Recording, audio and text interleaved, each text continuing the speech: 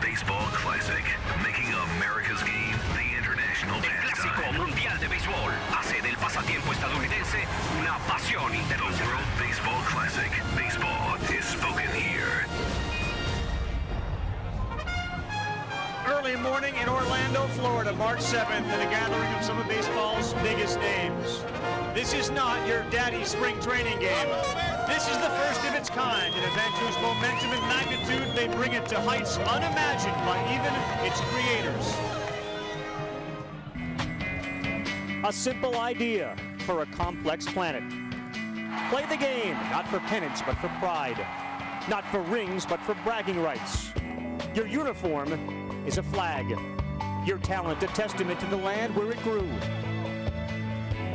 So let the game bridge borders for now. Let the diamond define the goals. Ambassadors with bats. Emissaries on the mound. Bringing the world closer together by bringing baseball to the world. And the world's best are here. Tejada, Pujols, and Ortiz. An all-world roster representing the Dominican Republic. Santana, Garcia, and Abreu. Venezuela's contingent of consummate pros. The first ever World Baseball Classic on the worldwide leader in sports.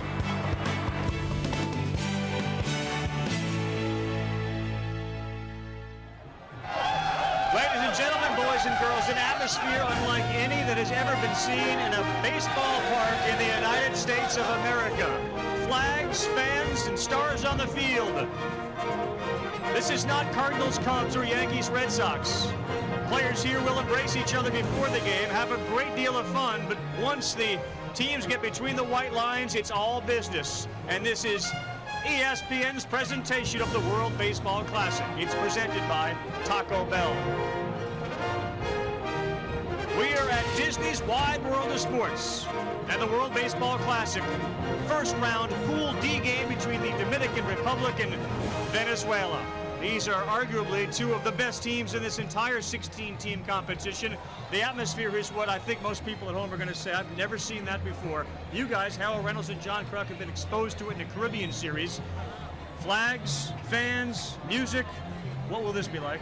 It's going to be like March Madness times 10. I mean, it is unbelievable. That marching in today, they're blowing horns. You see them waving the flags. It's a lot like when you watch Pedro pitch in the Mets. You get a lot of picture of that flavor, but even to another magnitude because everybody is here representing their country. It is exciting. That's going to be incredible. Yeah, this is not your ordinary March 7th spring training game. I mean, this is two teams that battled each other in the Caribbean World Series, like you mentioned, Carl, and the Venezuelans came out on top. They know the Dominicans are gunning for them. That's why Johan Santana asked for the ball in this game. And when you talk to the players, they said, why would he ask for the ball? They said, the best against the best. Wants to beat the Dominicans. There is Santana. He's a Cy Young winner. We have Cy Young winners. We have All-Stars. We have a manager for the Dominican who said, this is the game of the century. You know the names, but I'm not so sure you're going to be familiar with the game. First pitch is moments away as the World Baseball Classic plays on ESPN. ESPN's telecast of the World Baseball Classic is presented by the Taco Bell Crunchwrap Supreme. Now you're good to go. And in part by Budweiser. Bright, crisp, clean, pure. This is Budweiser. This is beer. Staples, that was easy. And NASDAQ, the company's moving the world forward. It is a picture-perfect day for baseball. Fans have come out ready to witness history. And here to help us chronicle it is the fourth man of our team, Peter Gammons. Peter? Carl, what's fascinating about this is, I mean, it's summed up by the fact that the Venezuelan souvenirs were gone at 10:15 this morning. What makes it so different? Is it so different from the regular season? In our baseball culture, Venezuelan and Dominican players come here and they play under our rules the way we're used to playing baseball. It's the World Series, the All-Star game, it's pennant races. It's the way it's played in Texas and Florida and California. But what they grow up with is a totally different baseball culture. And that's what this whole tournament is about, is to celebrate the individual cultures. And for the Venezuelans, talking to the fans, for them to be able to come to the United States and share with us their culture, the Dominican culture, the Japanese culture, the Korean culture, that's what makes this tournament special. So we can see that, you know what, we're not the only people who play baseball, and it's a great week-long celebration of the way other people love the game. Well said, Peter. There are 16 teams and nations that are represented here in the World Baseball Classic, and over the course of our coverage, we'll certainly get into the pools and how you advance and where you ultimately end up. The goal is to get to San Diego, California, to play in the championship of the first ever World Baseball Classic. It's kind of always the goal, isn't it? Get to San Diego. It certainly could be, no question. And that is the goal. For those who are tuning in and wondering what the World Baseball Classic is all about, mention the fact that there are 16 teams and there is pool play. 4 pools, A, B, C, and D. Rounds 1 and 2, the top 2 teams play round robin, they advance. In fact, in Pool A already, Japan and Korea have advanced to the next round. There's a single elimination. There are mercy rules, and you see them there if you're ahead by 10 or more after 7 innings, 15 or more after 5, the game ends.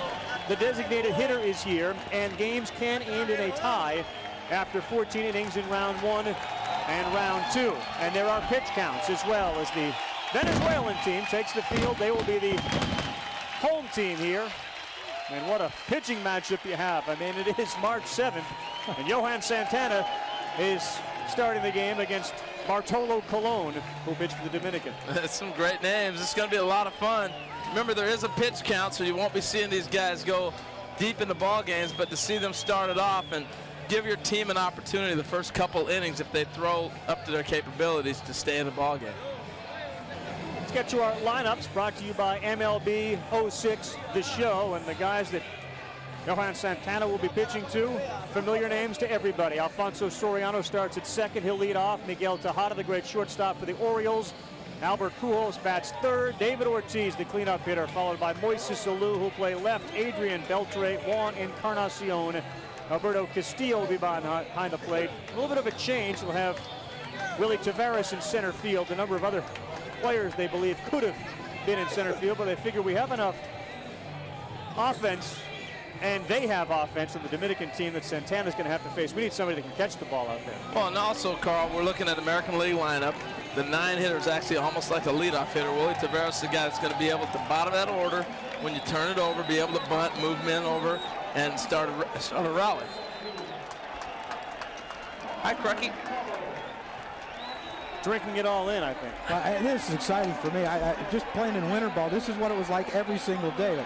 You know, I talked to some of the Venezuelan pitchers today, and they said, "How would you like to?" I asked them, "How would you like to face this lineup?" And they said, "For one day, it's not bad. Every day would be a problem." Right. We'll likely see some bench players and the bench players here, the same way they are for the United States, who play later today on ESPN2. All-Stars. Santana's first pitch to Soriano. Swing and a miss. And the Venezuelan crowd gets up and stands and cheers. Well, you see Alfonso Soriano going after that first pitch fastball because he knows what's coming next, and that's a changeup. And this time of year, your first ABs of the spring, to have to see this changeup, I'm calling a swing and a miss. No, how about a swing and a pop to left field? He got it with a fastball. Juan Rivera is out there, makes the catch, and fastball jammed him inside. Soriano retired after 2 pitches. I think one of the keys, right, is to throw strikes. The pitch count that Harold mentioned, 65 pitches is what you can get. If you happen to be on your 65th pitch, but in the middle of a at-bat, you can finish that at-bat. So you think a lot of strikes, right? Yeah, well, you're going to see a lot of strikes anyway, because these guys are all-stars, and that's their job, is to throw strikes. Miguel Tejada, the Orioles shortstop, bats second. All sorts of power in his bat. Santana high and out of the zone. It's interesting talking with all the players before the game on both sides, their work regimen. You know, the big concern has been, will they be ready for the season? Swing and a miss. That looked like a change up there. That was it. That's not even fair. That's not fair in July. March 7th, it's worse.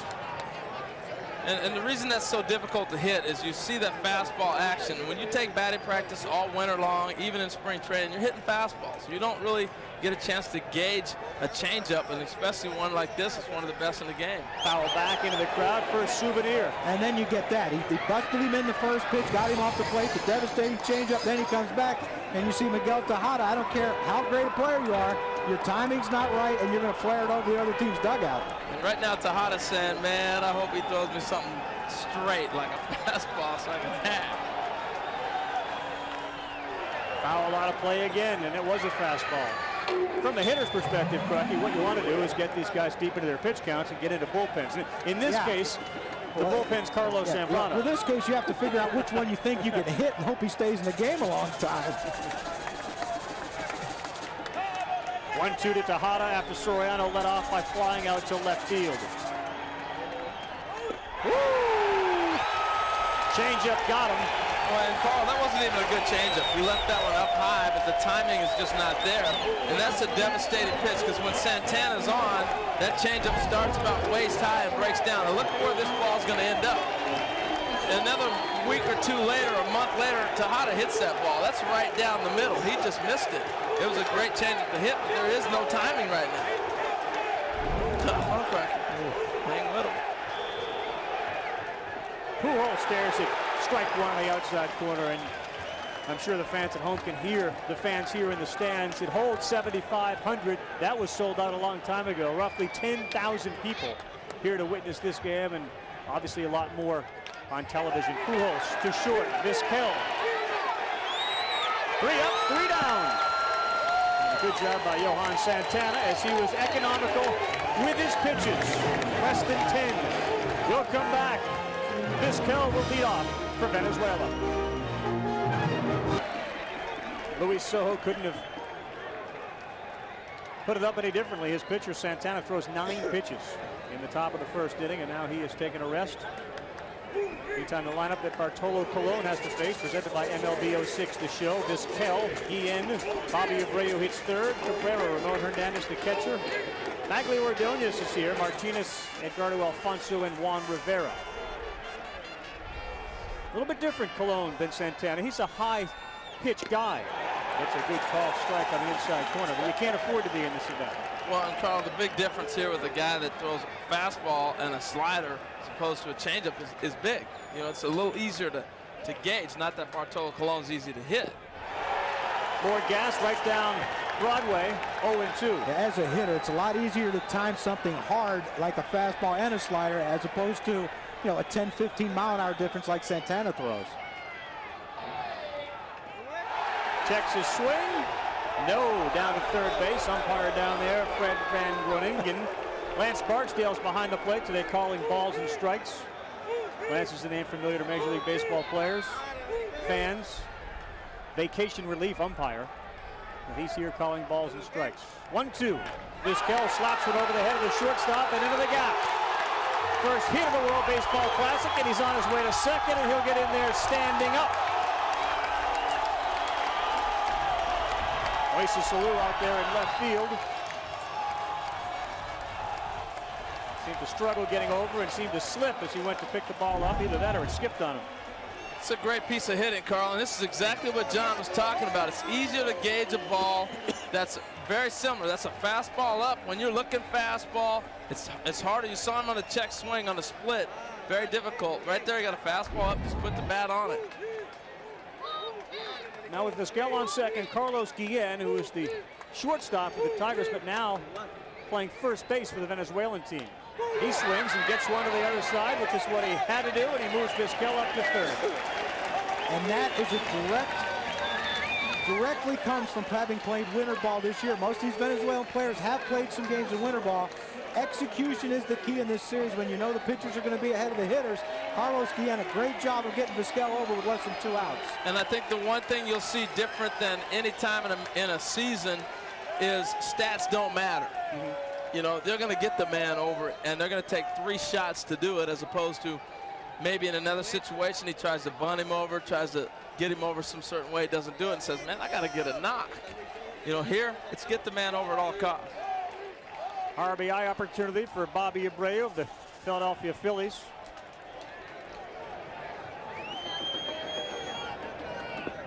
That's an off-speed pitch from Colon. I think you need to note, too, this is the first time we've seen Colon since the injury last year. Yep. He looks like he's in great shape. And, you know, Peter, you're down there. You got a real close-up look at him. Get to Peter in a minute, Carl, but on his thoughts on Bartolo. But, I think he looks pretty good right now. What do you think, Ravi? So far he does. Maniacta says maybe 50 pitches they'd like him to go inside to Abreu, 1-1. Unlike Santana, the manager for the Dominican team said if they can get maybe 45, 50, they're not going to push the pitch limit. Interesting for the Dominican and Venezuelan teams playing this game first. You have to win 2 games, so someone obviously is going to lose this game unless it ends in a tie. Can't afford a mistake. And the next 2 games you play, another one high and tight to Abreu. And this is the difference, I think, too, between Colon and Santana. His pitch count is already beyond what Santana threw when he threw 9.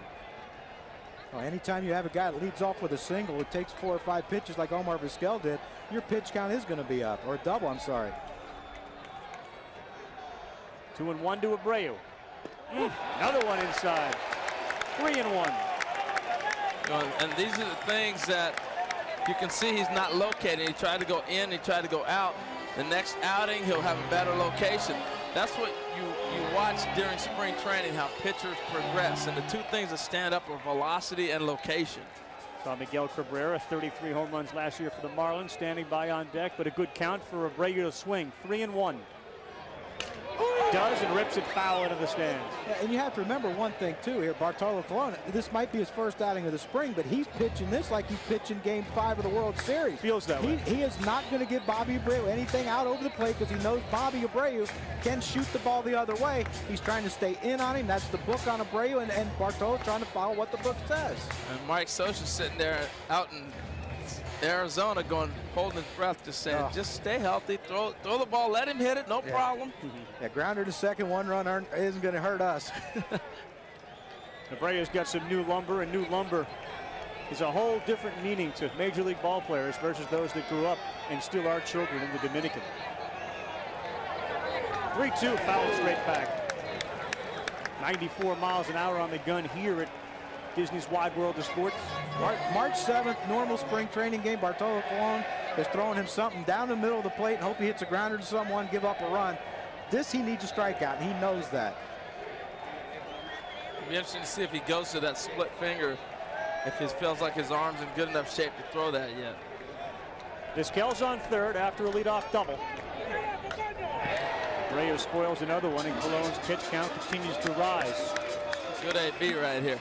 Crucky, did you always feel like the pitchers had an advantage at the beginning of spring? Oh, absolutely. Well, in my opinion, they had it till April 3rd, I thought. But, yeah, they do, because, you know, it's easy to throw on the side, to simulate a game on the side for a pitcher. It's hard to simulate a game when you're hitting off your coaches. It's, you know, you can't do it. You can start taking BP in November like I used to do, and it doesn't matter. Once you get to spring training, you face a game, it's totally different. 8th pitch to Abreu. Santana threw 9 in the first. Inside, ball 4. First and third now for the Venezuelan team. He's working hard. Well, he's working hard, but mechanically, you know, being able to continually do the same thing over and over, that's what you get. Now watch Colon here. Watch how he spins off here, and he doesn't really complete his throw. You know, that's the one thing that, as he works in spring training, that's what your pitching coach will be telling him. Continue to work on the consistency of your delivery. But also, he doesn't want Omar Vizquel to score. And I think, in my opinion, he was pitching around Bobby Abreu. If he got him out, struck him out, great. If he swung at a bad pitch, great. If not, he wasn't going to give him anything out over the plate to hit. Omar thinks he just balked. Now, they're not using Major League umpires, so this is going to be interesting. I've already seen a couple pitches that you went, ooh, I don't know about that.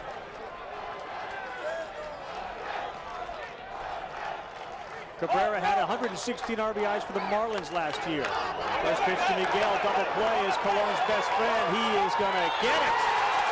Albert Pujols with an emphatic punch in the air with a fist. So Colon worked himself into a jam, but the flags are flying high because there are zeros on the board through 1 as the World Baseball Classic plays on ESPN. 14 pitches for Bartolo Colon in the bottom half of the first inning, none bigger than the one that delivered the double play. Yeah, and this is what tells you that this means a lot to these guys. Look at Bartolo Colon, the fist pump. He gets in the dugout. He's getting high fives. But as he was walking off the field, his third baseman Adrian Beltre, his shortstop Miguel Tejada, all high-fiving him coming off the field. That doesn't happen not only in spring training, but not even in the regular season. He gave up a hit to start things off. Vizquel ruled a single and then an error on Alou, so he would ultimately get to second base and be stranded at third base. Now Johan Santana. It doesn't get any easier after he retired Soriano, Tejada, and Pujols. Here comes David Ortiz, Big Papi. Well, that's what I love about these lineups. It's just they're so deep and they're so versatile. These guys are great hitters. Santana has thrown seemingly nothing but strikes, and he's ahead in the count to Ortiz. Yeah, you talk about the, hey, we got through the meat of their order. Well, there's 9 meats of the order in this lineup for the Dominicans. A lot of meat here. Ball outside. 47 home runs, 118 RBIs for Ortiz last year.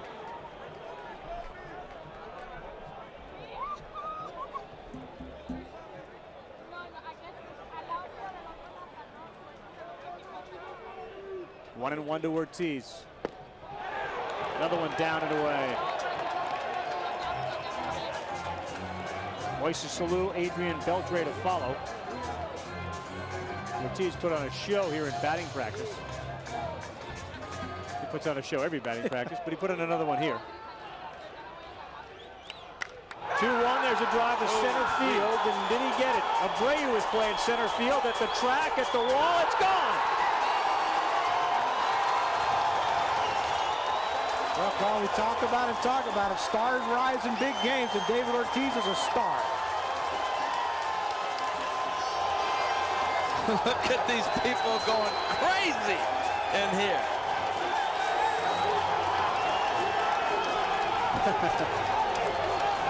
The entire bench is off to greet him. I mean, you might think I'm crazy, but that might be the biggest home run he's ever hit. I know he won a World Series with the Red Sox, but what it means back home in the Dominican, they are going crazy back there as they are here in Orlando. Right away, Moises Alou, as Johan Santana wants everything to just quiet down, throws a strike to him as he fouls one off. Well, this is how far David Ortiz has come as a hitter. You know, lefty on lefty, and Crucky, you know how difficult it is early in the spring to hit a lefty like that. Away to Alou. It's difficult hitting Johan Santana anytime, but the thing is, it was a pitch. It looked like it was pitched supposed to be away, and Johan got it middle in, and he kind of inside outed it to 410 feet.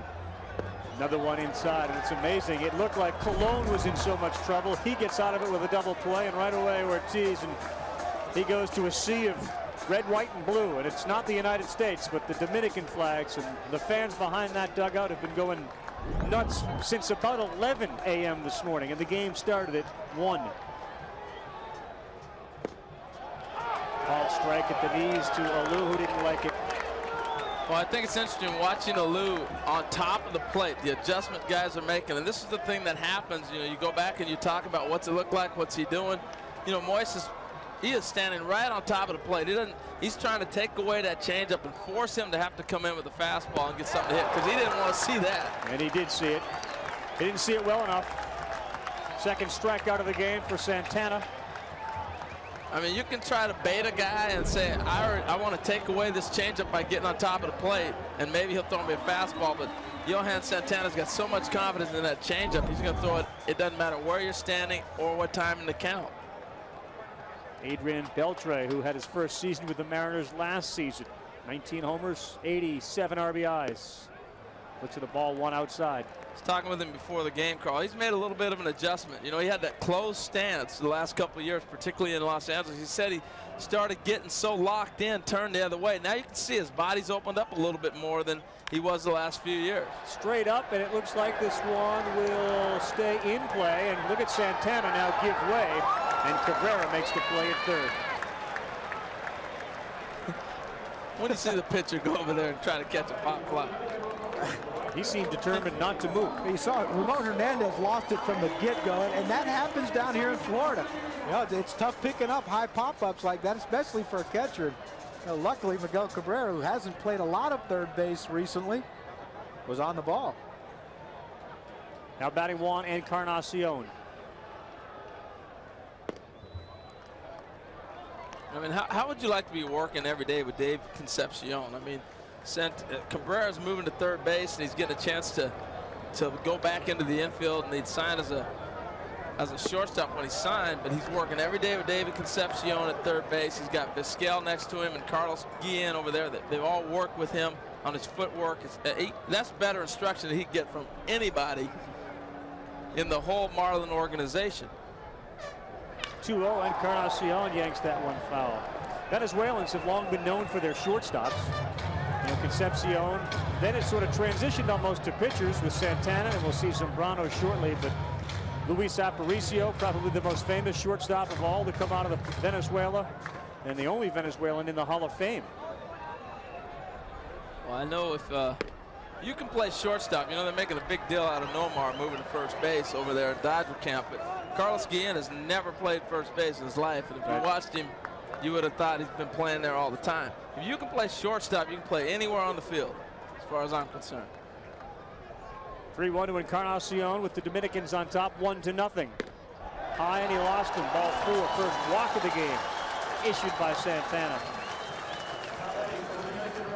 How soon will you know that your pitcher's getting a little tired? Because of the intensity, because of the crowd, because of the atmosphere, because of the work he's exerting, and it is March 7th. Well, the thing about it is that you watch him the first inning, and he was so focused and so locked in, and then he lost a couple pitches to David Ortiz. He thought he had strikes called, and they weren't called strikes for him. And then he gives up the home run, and now he starts thinking, where do I have to throw this ball in order to get a strike called if they're not going to swing? And I think Johan right now is just thinking about where he's going to locate the ball instead of just throwing it. Well, I think you hit the nail on the head, Carl. The adrenaline wears off, and all of a sudden it's like, okay, now I got a game again. Alberto Castillo steps in. The catcher looks at a strike one. And that's why the pitch count is as a rule, it's instituted here, because that is a protection thing, because guys are going to be excited. And it's easy to pitch on adrenaline. When it wears off, that's when the injuries occur. And at 65, that's good work day. See you later. Go get your running in. Throw to first. Again, in pool play, you have to win 2 games to advance to round 2. And these clearly are the 2 best teams in this pool, bar none. So even if you lose here, you can still come back and beat Italy and Australia and advance. Santana inside. Believe me, they're not thinking about that. No. When you talk to the players this morning, this is the one they wanted.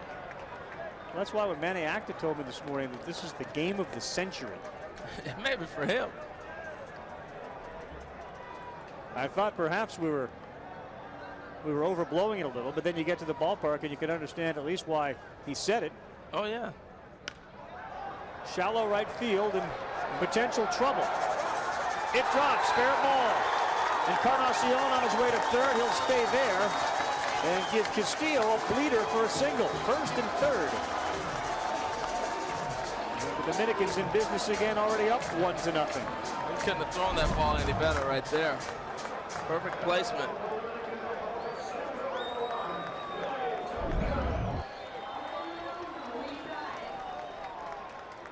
But now Willie Taveras, who Manny Acta said was really in this game for his defense.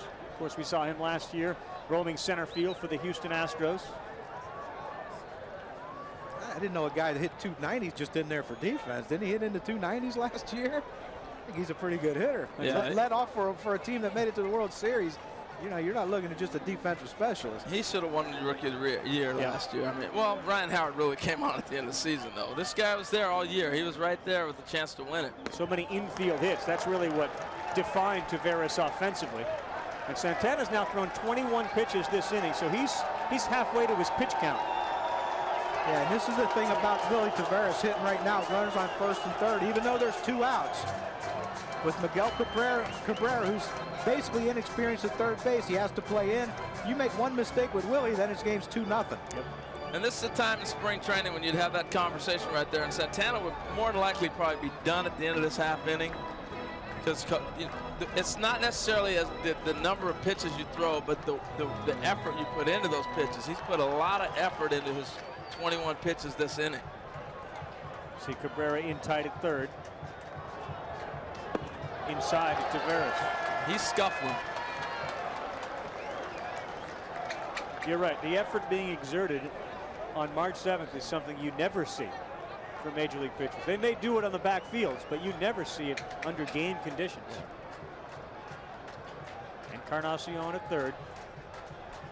Castillo at first. Foul back. Tried to shoot that hole over there. And that to me tells me how smart a player Willie Tavares is. The count's 2-0. Most hitters look for something they can drive, pull the ball, and hit out of the ballpark the other way. He knows what he can do. He gets a fastball down the middle. He's trying to shoot it through the hole because he knows he's a singles hitter. Smart player. He may try to push a bunt right here, too. Up the middle, remember, he's got speed. Oh! There's communication. Encarnacion is in. Castillo to third. He'll be held there. And perhaps being aware of how fast Tavares is. Maybe that was the only play. Well, I don't know, Carl. I think he's got to go to first. And Vizquel thought he was going to first on this ball because you don't usually see a second baseman spin around. And that just comes with playing with each other. Now, right here, most guys are going to come in, scoop it, and throw it to first base. But Alfonso. Edgardo says, I got an easy play at second. Now, he has him easy, but look at where Vizquel's at. He's running to the dugout. And that is, like you said at the beginning of this whole conversation, communication, a miscommunication. Exactly right. And you talk about these teams, you know, not playing and guys sometimes playing out of position. Carlos Guillen, the first baseman, after that ball goes into center field, he's supposed to be the cutoff man. He's still standing at first base, so they had no cutoff man. That is something that if you've never played first base, you have to be in the middle of the field to be the cutoff man. Players playing out of position. Vizquel is a shortstop and has been his entire life, but we've seen Alfonso in his major league career bounce between second and third. Guillen is a shortstop who's playing first base. Well, and you know, Harold was a middle infielder, but you can't assume where the guy's going to throw the ball. You have to be stationary on second base. I think, to me, it was a bad throw, but it was Omar's mistake for running off the base. Top of the order, now Soriano. Well, you can look at it both ways. I mean, it just comes with playing with different guys and communicating. Omar is probably yelling first, and he's already coming off. You know, that's just, if he was playing with his second baseman during the regular season, he knows exactly what that guy's thinking when that ball's hit. Soriano fouls it away. 0-2, Santana ahead. And you have to know that Tavares' speed was playing some type of role in the thought process for Alfonso. Yeah, but the difference, though, Carl, when you got a guy that can run like Tavares, you're already playing at double play depth. You're already playing shallow. So he's got an easy play at first base. Slowly hit ball. Fouled out of play again. Okay, let's take a look if we get a chance to get that back. What I'm saying is, beginning of the play, even if you look at where Alfonso's at right now, you're already playing shallower than you would if it was a faster, fleeter-footed runner. And we'll get to it if we get time here. If Alfonso helps us out and that pops out or something, we'll look at that play again. It is 0-2. Santana would like nothing better than to get him here. Rolled one foul. Did us even better. He hit a foul ball. It gives us time. But look at where he's playing. He's already got an easy play at first base right there. And he already had it in his mind he was going to spin around. And Vizquel's clearly gone. Yeah, Omar was clearly gone. And you wonder if Edgardo Alfonso knew how many outs there were. Maybe he was trying to get the force at second and turn a double play. Second and third. Dominicans up 2-zip. Soriano strikes out. So it'll end for the Venezuelans in a 2-0 hole. We saw some speed, and we certainly saw some power. David Ortiz, maybe along with his former Red Sox teammate, the most popular player in the Dominican today, put his team up 1-0. Welcome back. Surefire Hall of Famers on the field here, but yesterday we lost Kirby Puckett. Major League Baseball did, and for more, let's go down to Peter Gambus. Well, if you think about, I mean, the number of people here from both countries that are just holding up signs for Kirby Puckett, it's a tremendous thing. His influence on the game, how much he meant to it. I mean, all the stories that I remember him always trying to do things for other people, whether it was me on the stage at Cooperstown or his teammates, right down to the point when he retired, everybody went in to talk to him. He said, you know what? This isn't a curse. I'm blessed. I got 9 great years in the major leagues. I'm the luckiest man on earth. His spirit lives on here today. No question, Peter, his passion too, and perhaps these two teams maybe reflect the personality of Kirby Puckett more than any other team in this entire competition. Kirby Puckett, a Hall of Famer, the class of 2001, played 12 seasons, 2 World Series titles with the Twins, a 10-time All-Star, but as Tim Kirkchin said, and there's a called strike to Ramon Hernandez, so it's 2-1. As Tim Kirkchin said on SportsCenter, the smile is what everybody remembers, and that's what you see out here on this field today. Well, it's just his personality too, Carl. There's a lot behind the smile, nothing fake about it. You know, Kirby made everybody feel like you're his best friend. Nicknames, always called you by your nickname, like he knew you. Always. You know, Moises Alou, left fielder here for the team from Dominican. First time, Moises was telling me his story today. When the first time he saw Kirby, he grew up a big Puckett fan of fastballs outside of Hernandez. He said, you know, I'm jogging out. I've been in the big leagues 2 days, and I'm jogging out past the Twins dugout to go stretch. And Kirby says, hey, Moises, welcome to the big leagues. And he looked at him like, you gotta be kidding me. He's been a Kirby Puckett fan his whole life. He named his son Kirby after Kirby Puckett. That's the type of influence that he had on so many different individuals. 3-2 to Ramon Hernandez. Swing and a miss, strike 3. We talked about Johan Santana, how he struggled in the second inning. It looks like Bartolo is getting a little better this inning going on. It's nice. You know, the thing that stands out in my mind about Kirby Puckett is Magglio Ordonez steps to the plate was just like you said, the storytelling and the life that he lived. He was such a great guy and a great person, a great personality. The nicknames, you know, I remember always asking him, he's hitting 370, and I'd say to Kirby, how you doing, Puck? He'd go, struggling, I'm struggling, nice man. Struggling at 370? Right. Kidding me. Yeah, I know playing in the National League, I didn't get an opportunity to play against Kirby a whole lot until I went to the White Sox. Fouled out of play, Ordonez now 1-1.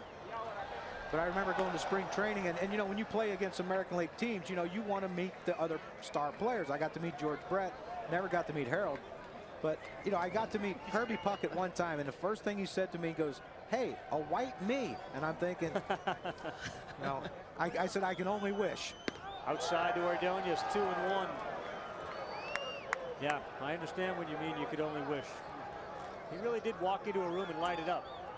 He's going to be missed, no doubt about it. Praying for him and his family, and I miss him already. Off speed from Cologne. Ordonez ahead of that, 2-2, so. Tell you what, he loved baseball. He loved this. Oh, he would relish this. He'd be on the United States team. Oh, no doubt. 45 years old.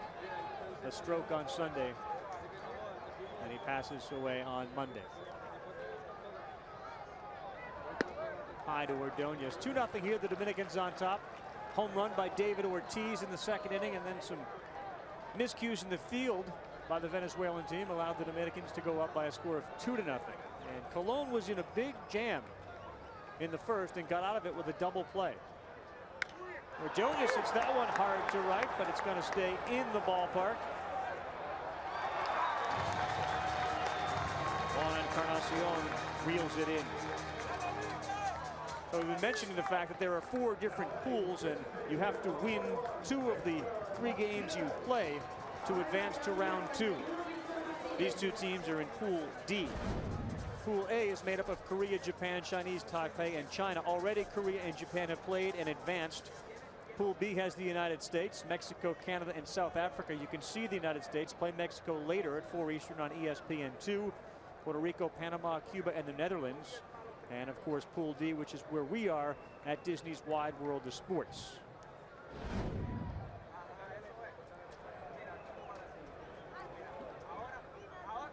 Victor Martinez right back towards us.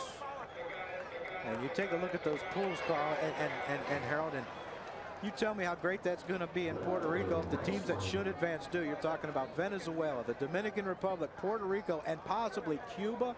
Oh my goodness, that could be 4 fun teams to watch. Second round games are in Tokyo, the Phoenix, Scottsdale, Arizona area, San Juan, Puerto Rico, which John just talked about. Ripped down the line, but it's going to curve foul. Victor got around on that one. Talked about the number of fans in the stands. Had to have some auxiliary press seating. Over 500 credentials alone for this particular pool. And obviously the Venezuelans and the Dominicans account for nearly 3/5, if not more, of the 500 credentials requested. And overall, the requests have exceeded those that are requested for the Super Bowl. Well, if you're a baseball fan and you like baseball, this is who you want to watch. I mean, you're going to see all-stars at every position. You're going to know the names of every player. You can't say that for every country that's involved in this thing. These two teams, you can. These two countries are very different in size. Venezuela's got a population of almost 30 million, while the Dominicans is nearly 1/3 that, at around 9 or 10 million. The goal of every little boy growing up is to do this, play Major League Baseball. Martinez got a piece of that and stays alive. You know, what's interesting was how surprised the Venezuelan players were that Sammy Sosa wasn't on the Dominican team. You know, they were going, where's Sammy Sosa at? And then a lot of them talked about Alex Rodriguez not playing for the Dominican team also, and how disappointed they were he was not playing on the Dominican ball club. That was an enormous internal struggle for Rodriguez, whether to play for Team USA or the Dominican. You didn't have to necessarily be born or grown up in that country. Off speed and outside, and a little too far outside, says Lance Parksdale. But Rodriguez really struggled with the decision and ultimately decided to play for Team USA. Well, there's Bartolo right there, and it looks like it's a little change-up. He's trying to run away from Victor Martinez. And tell you what, that's a tight zone right there. You're being kind, you're John. talking, You're being kind. You're talking March 7th. That's a strike. He missed it. 1-2 to Martinez. That one was inside. Let me throw this at you, Harold. Victor Martinez is probably the best catcher on the Venezuelan team. He plays in the American League Central with Johan Santana in the American League Central. I think Johan went to Luis Soho and said, hey, I don't want him to catch me because I don't want him to know what I throw. Wow, that's interesting. I mean, even though they're playing for their country, they still have to face each other a lot this summer. Yep. 2-2. Wow. He's not going to get the outside. He wanted the inside. See, I love, you talk about the fans. I love the passion of the call or ball strike, whatever it might be. When you're watching these people in the stands, they're yelling and screaming, where are they at? The ball's inside. It's a good call. If he ain't going to give him that one on the outside black, he better give him that one on the inside black, Harold. Or else Bartolo's going to blow a gasket. He'd like to blow Martinez out here, and he does.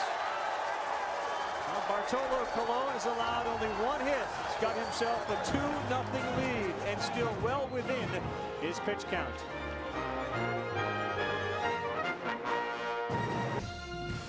ESPN's telecast of the World Baseball Classic, presented by Taco Bell, is brought to you by Verizon Wireless. Get the exclusive new Trio 700W with Windows Mobile.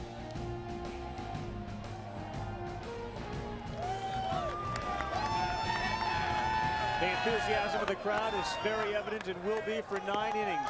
Johan Santana, the unanimous 2004 Cy Young winner, has dug himself a little bit of a hole with a home run to Ortiz in the second, and then a fielding miscue, so it's 2-0. And obviously a tough hitter here.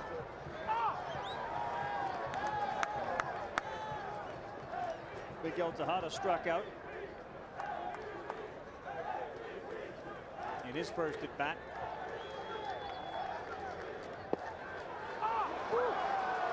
Ball's in. Now can Colon look out and say, well, wait a sec, how's that a strike? That I didn't get. Miguel's going to take care of that for him. He's standing there going, where is that at?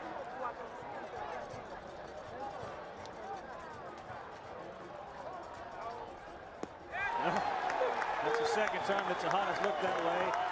And he looks back and has a couple of things to say to Parksdale behind the plate. Well, when the pitcher's getting that fastball inside like that, you can forget it. You're not going to hit that changeup away. You can't cover both sides of the plate.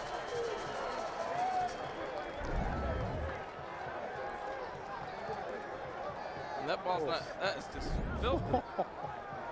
Now Pujols, he asked for a new baseball.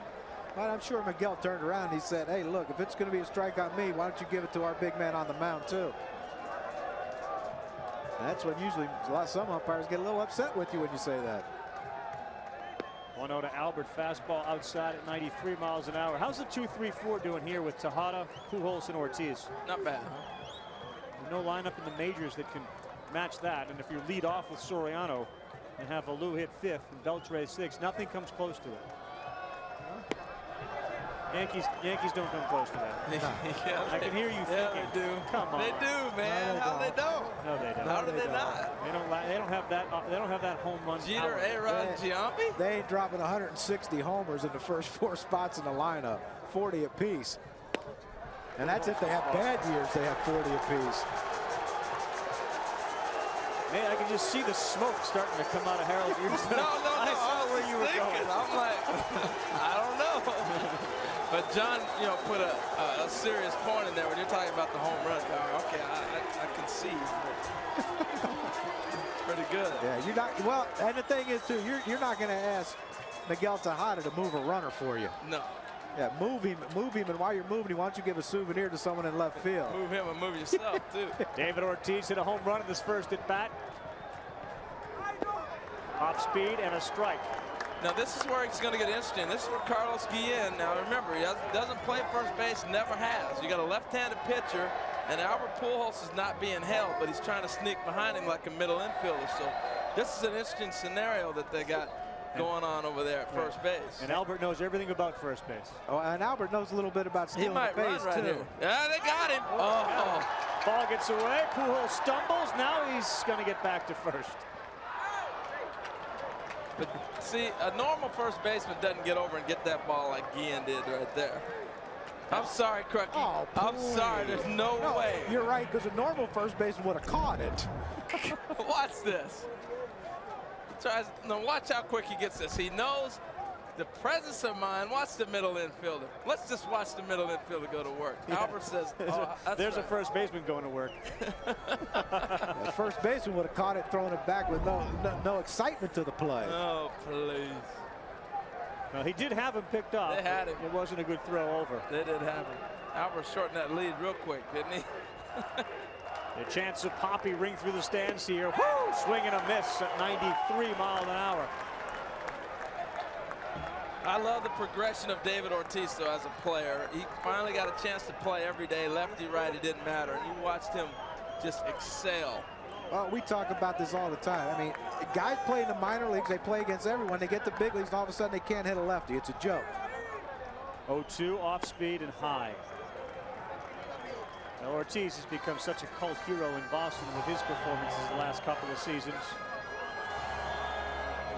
Well, he's pretty much a cult hero everywhere he goes. I mean, we had him at Disney when we had ESPN the weekend.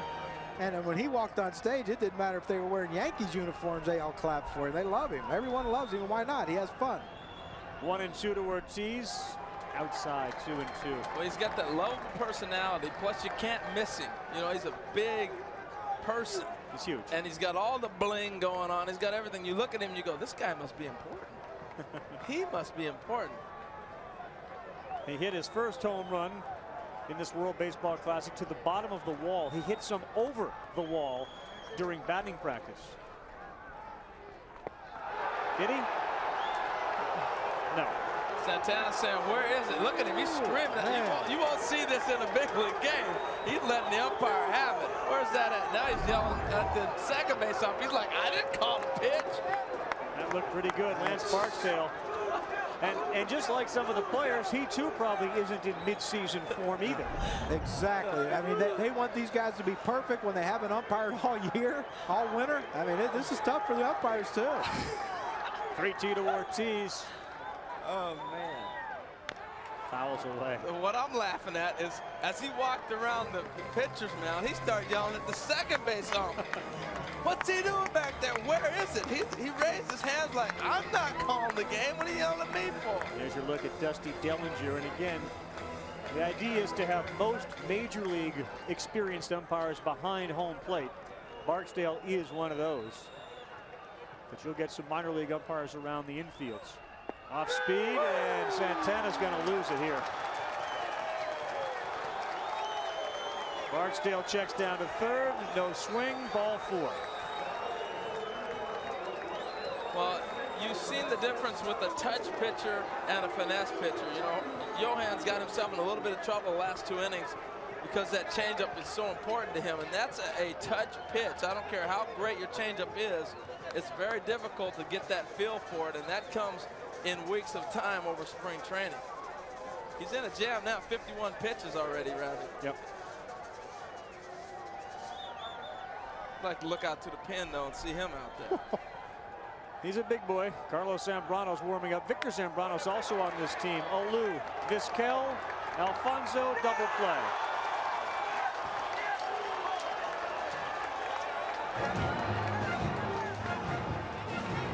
Santana talking to the umpire as we head to the bottom of the third. We're back, ESPN. ESPN2, ESPN Deportes, proud to present the World Baseball Classic, presented by Taco Bell. Pool D, first game between Venezuela and the Dominican. I'm Carl Ravitch, Harold Reynolds, and John Kruk alongside Peter Gammons is down near the Venezuelan dugout. We'll get a report from him on the atmosphere down on the field in just 1 second. Edgardo Alfonso steps in against Bartolo Colon here in the bottom of the third inning.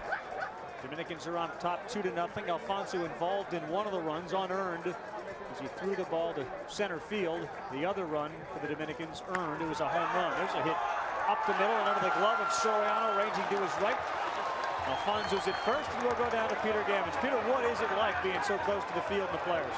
Well, I'll tell you, they talk about the carnival atmosphere, but when they start the game, even though they're having a lot of fun, there's a lot of seriousness to it, too. I mean, you have to understand, like Maglio Ordonez told me, he really didn't want to play. He's rehabbing, trying to come back with the Tigers, but he just felt when Melvin Mora had his family got threats, he had to play. This is just too important.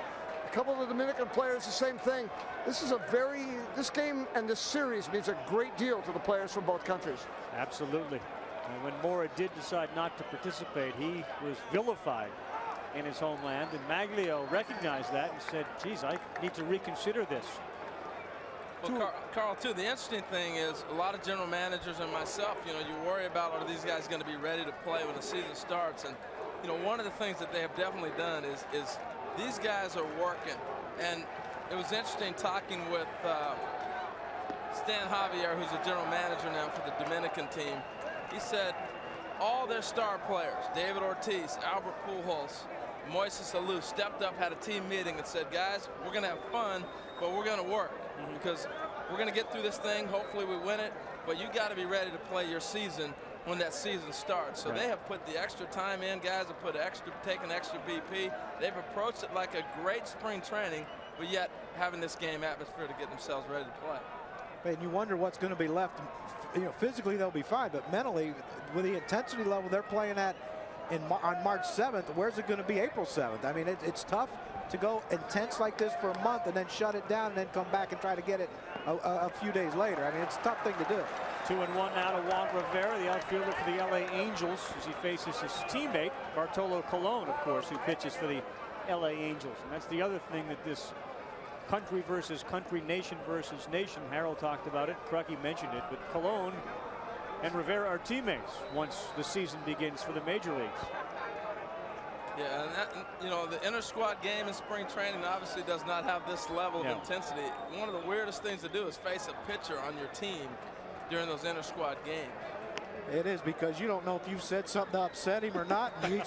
He's gonna drill you in the ribs. I mean, I'm sure there's some pitchers I played with that would love to have the opportunity to throw one at me. Oh man, they may come back and still try to throw one at you. They better throw it real wild if they're going to get me up here. 15 home runs, 59 RBIs last year for Rivera. 2-2. Ground ball, shortstop. Tejada bobbles, throws to Soriano for one, on to first, safe at first. Tejada had a hard time with that ball. Well, a lot of times, this is a ball that you would think he would catch with his glove the other direction up in his eyes, with his fingers pointing more towards the sky and then instead of down towards the ground. But that's what happens when you're facing him. See, that ball comes down on him. If he had a chance the other way, he might have caught it. But that's what happens when you play in Florida and Arizona, is you get those high bounders because the ground is so hard. And the ball ends up staying a little higher than you anticipate.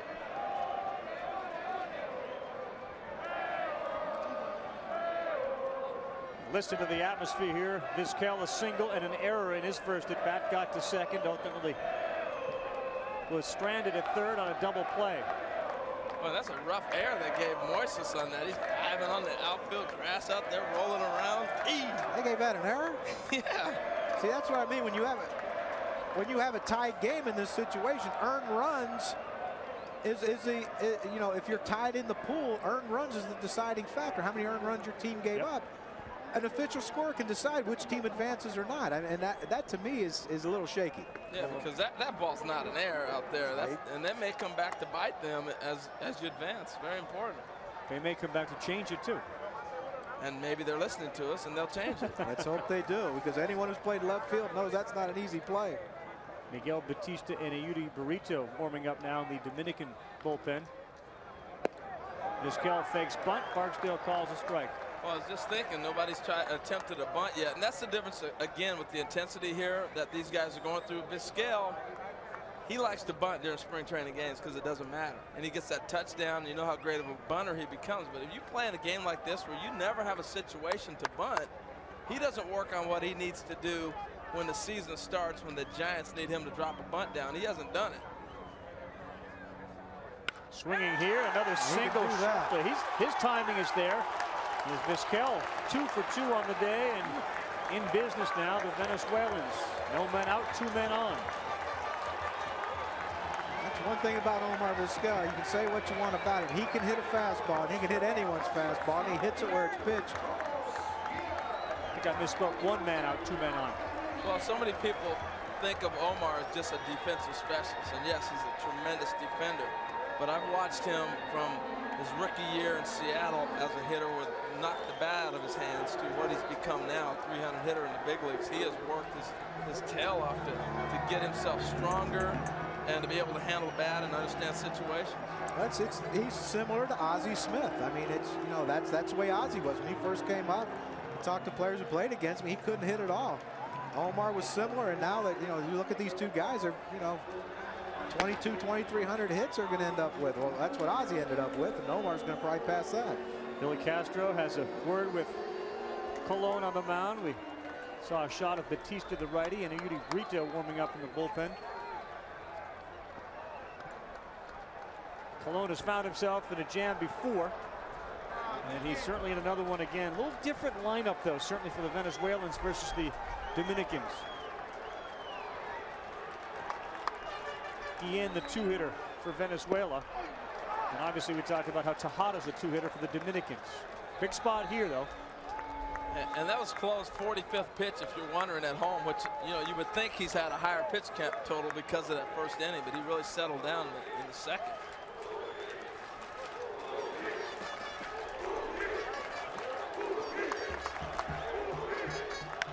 Guillen, that one is going to be in play.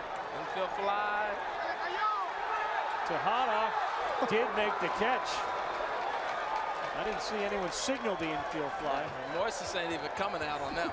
Well, on the infield fly rule, you have to be in a position where you're camped under and you can make a catch under reasonable ability. He was not able to do that right there. Moises was like, man, go ahead. I'm not ready yet. So you were just screaming. You were an infielder for the Dominican. You're the third. You're Adrian Beltre saying infield fly. Oh, that's an infield fly. I don't know if you listen. Adrian Beltre, Alfonso Soriano, everyone. Moises Salou, Willie Tavares, they all wanted that to be an infield fly. This is the worst place in the world for a high pop-up. Anyone who's played in Florida knows that. It's terrible. And the wind is gusting at that. I mean, you can have it. And it ain't like he doesn't have 2 strikeouts under his belt anyway. Bobby Abreu steps in, likely the last inning for Colon, and we're certain to see Carlos Zambrano for the Dominican Republic come in and replace Johan Santana, who did his work for 3 innings. Now, there's certain guys that when the ball goes up in the infield, they're already saying, you got it. They don't want nothing to do with that pop-up. I volunteer for that one. I had Mickey Morandini and Mariano Duncan. Every time a pop-up went up, you got it, boys. I used to think, hey, fielding percentage, I'll take it. It's easy. See, you're thinking selfish. I'm thinking help the team. Back of the baseball card for Harold Stats. Abreu swing and a miss. Hey, when you're battling Robbie Alomar and Frank White for Gold Gloves, you got to take whatever advantage you got an opportunity to get. Is that all you had to play for in Seattle, was a Gold Glove? What else would we have to play for?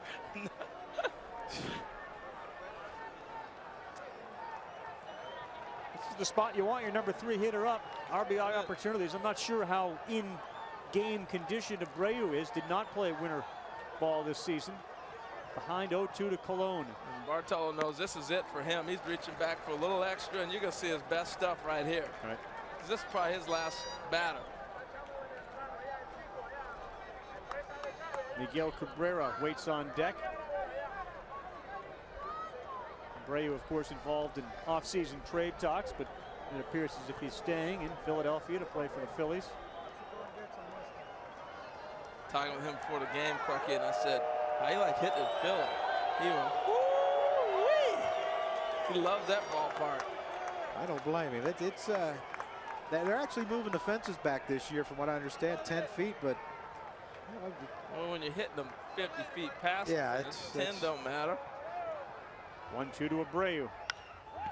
Straight up and playable. Uh-oh. Tejada calls off Beltre. It's work out there, not only for the pitchers, but the guys in the field. And I don't know if there's anyone working harder than the fans in the stands. Through 3, 2-0 Dominican. We're back, so is Johan Santana, who is acutely aware of the significance of this event. Es un honor bastante grande saber que podemos representar a nuestro país. Creo que va a ir más allá de lo que va a ser el juego de béisbol. Creo que la pasión por la que tú juegas el béisbol, la pasión que siente el fanático, la va a ver reflejado en todos nosotros. Y creo que va a ser una experiencia bastante bonita el hecho de poder reunir a todas sus estrellas de cada país juntos para representarlos a ellos. Johan Santana alluding to the passion of the fans, how important it was to represent his country, and with 52, now 53, and that's his 54th pitch. Unless he's very economical, will probably not get through this inning.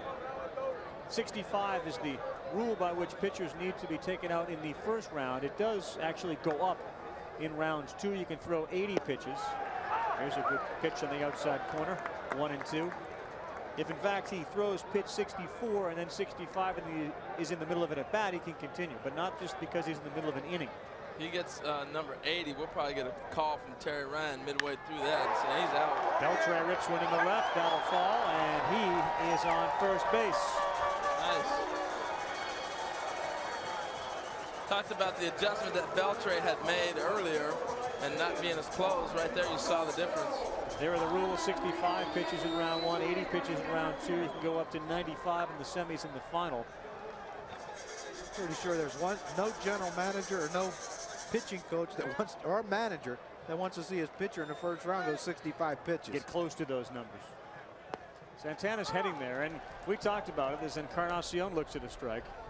It's impossible to allow the player to ultimately make the decision, especially under these conditions. Yeah, he would throw 80 pitches. Oh, absolutely. You can never ask a player in a competitive situation to, how do you feel? He's going to say he's fine. He's going to continue to compete. Strike on the inside corner and ahead 0-2 Encarnacion. Very different flavor you get from living in this country versus what we've seen from the people who clearly have come either from other countries or certainly are of Dominican or Venezuelan descent, what this event means. And the players reflect that as well. In the dirt, good block. Yeah, you wonder, Harold, do you think that when the United States begins play at 4 o'clock against the Mexican team, that perhaps once you see the flags, once you see the players, that it will begin to build momentum in this country? Because it doesn't really seem to have a great deal here, where across the world it's enormous. Well, I think as the momentum grows and you continue to move on to the next stage, it'll probably catch on, because we're always the second ones that seem to do that. But I think from the American perspective, people are going to watch because of the All-Star collection. You know, we love great competition. We love to see the All-Stars play. I just wonder how much of this has to do with, and Santana's now going to be met at the mound, and it looks like, in fact, he is now done. They'll bring in Carlos Zambrano. Zambrano will be on. He will face Alberto Castillo, and listen to the applause for Santana. The World Baseball Classic will continue right here on ESPN. Johan Santana enjoying a cold drink as he threw 61 pitches and leaves with a 2-0 lead, and now Carlos Zambrano, the Chicago Cubs, comes on. But again, the United States begins its play against Mexico at 4 o'clock Eastern time, and what we've seen here and been exposed to as far as atmospheres, boys, it's very different than the feeling you get just from the press reports and from some of the players' comments about how this is being viewed in the United States. I think it's going to be interesting to see when you go and playing in Arizona with the United States against Mexico is who's going to be represented more. And in my opinion, it's going to be Mexico is going to be far more represented in the stands as far as fans go, as opposed to the Americans. And that's just the passion that they have in Latin American countries for their teams. And Mexico's no different. I played 5 years down there, and I know those people are going to be out in full force, the Mexican people supporting their team. Runner goes, strike swinging, ball thrown high, and it's a stolen base. A little hit and run right there. And again, you know, we're talking about timing, and those are all timing plays with the defense, the catcher, everything else. Castillo swings and misses, but you got Beltre running, and he's in. And you got both guys holding in the middle infield, trying to get there late. I mean, this is a situation. You got a low kick from the pitcher. They got to throw him out right there. That comes in due time. It's a tough pitch to handle, though. That ball looked like, I mean, and you have to remember, Ramon Hernandez probably hasn't caught Carlos Zambrano that often. And that ball at the last minute just sunk on him really quick, and he had to try to come up with a throw. I mean, that's almost impossible. It's tough. You can hear Zambrano grunting up here. But Carl, back to your question, I think in America we don't have that international competition mentality. You know, in the Latin American countries, they play the Caribbean Series. I think it breeds us socially in your areas that you're going to go waving flags, you're going to have cowbells, you're going to have that type of festivity, excitement when you go to a baseball game. That's not here in America. That's not the style of Americans going to ball games. I think the concept that baseball, or American baseball, is sort of exposing itself to the world, I really think the opposite happens as much, is that international baseball is exposing itself to the United States. Castillo fouls one off out of the zone. Well, you go to a U.S. game and you know, you want to hear the organ playing. Well, that's what I hope, that people who are watching this game who are from the United States, you just hope that they watch this and see the passion and the love of the game that these other countries have for our sport. And you know, if they do, you hope they come around, because this is what it's all about. You see Venezuelans and Dominicans sitting beside each other in these games. There's no yelling at each other and wanting to fight and everything. They're rooting for their teams, and that's it. That's trouble. Castillo flares one into right, hangs up there, and Ordonez gets it and fires back in. You both played in Winter League. The Caribbean World Series this year ended on one of the most bizarre plays you'd ever see to help decide. Down 4-3 in the ninth, a high fly. And Eric Ibar lost it, had it go off of his head. Alex Gonzalez cruised around the bases, and Venezuela's Caracas Baseball Club went into the record books by beating the Dominican by a score of 5-4. And you see that right there. The excitement at the end of that ball game. And that's carried over all the way right into this. Hit it headlong like a truck. And that's a guy, Alex Gonzalez, who's won a world championship with the Florida Marlins. And he's just excited about that win as he was when he played for the Marlins and beat the Yankees in 2003. And that's why Johan Santana, as you said in the beginning of the broadcast, wanted the ball. He wanted to beat the Dominicans again. The Dominicans clearly want to get this, as Willie Tavares looks at the ball down in a way. And I made a comment on Baseball Tonight about Alex Gonzalez pulled out of this tournament with Venezuela. I was incorrect. He did not pull out. He did not make the team. Wasn't asked. Yeah. He was not asked. So I apologize to Alex for that. 1-1 to Tavares with Beltre on second. Fouls one back. Alfonso Soriano is on deck. Well, I think you see the pride in which a lot of these players play baseball too, and you know, there's nothing wrong with having some pride in your ability and in what you're doing, and I think that's one of the reasons that people in this country have not understood why Alfonso Soriano won't move to the outfield. Good point.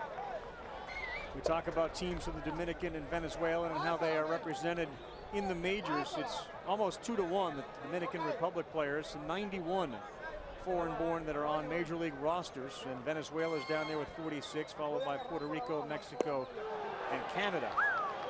Zambrano wanted that one. He didn't get it, so it's now a full count. You watch a lot of games and hear criticism, and I've even been critical of some of the Latin players, how they have fun and they joke around. They should take it more serious. But you start thinking back when you went to winter ball, when you went and played another team and you saw American players, you were going to go talk to them. You were going to joke with them during the game because they spoke English. They spoke your language, and that's the way these guys are. Strike 3 on Tavares. Look at Carlos Zambrano. Now, you do see that from him during the regular season, but maybe even a little more so here. He's fired up. We'll talk with Luis Sojo, the manager, when we come back. Dominican Republic on top of Venezuela 2-0. Peter Gammons down in the field with Luis Sojo. Peter?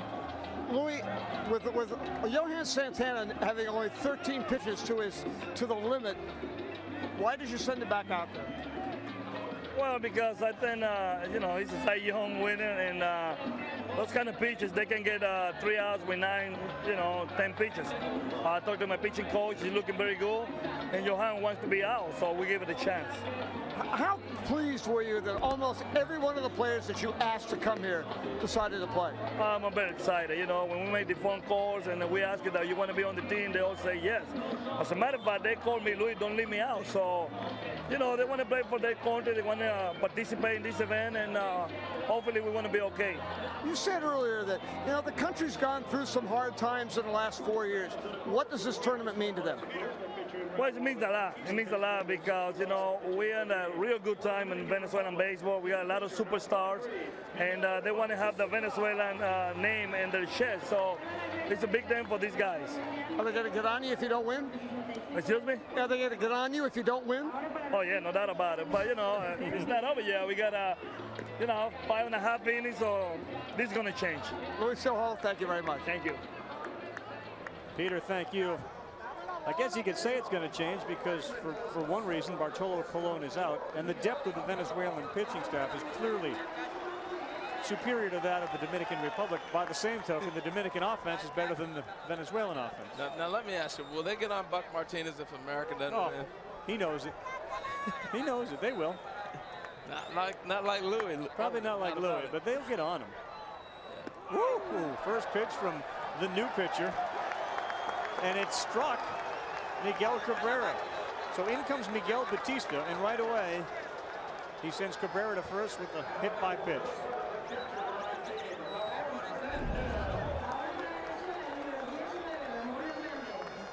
Well, if you're Joe Girardi and you're watching that replay, you're thankful that it didn't hit him square in the elbow and it just glanced off his shirt, because Miguel Batista can get it up there pretty good, and I'm sure that wouldn't feel too good on March 7th.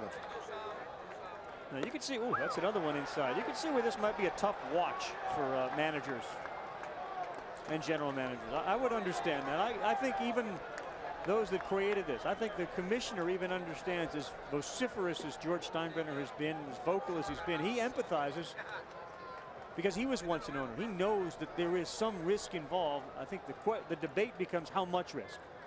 You know, what is the risk versus reward to have this event be played?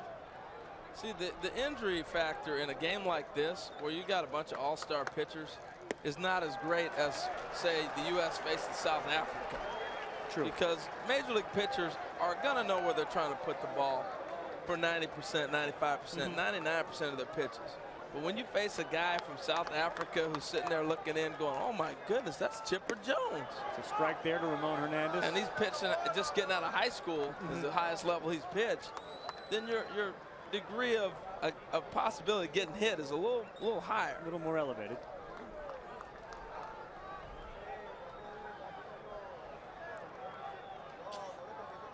Because really, if I'm a general manager and they're playing in this game, you're not concerned. I'm not as concerned. And you know what? My younger players, like Miguel Cabrera, what he is learning, working every day in the same group with Ordonez and hitting with these guys every day, get a chance to be around Dave Concepcion, teaching him how to take ground balls.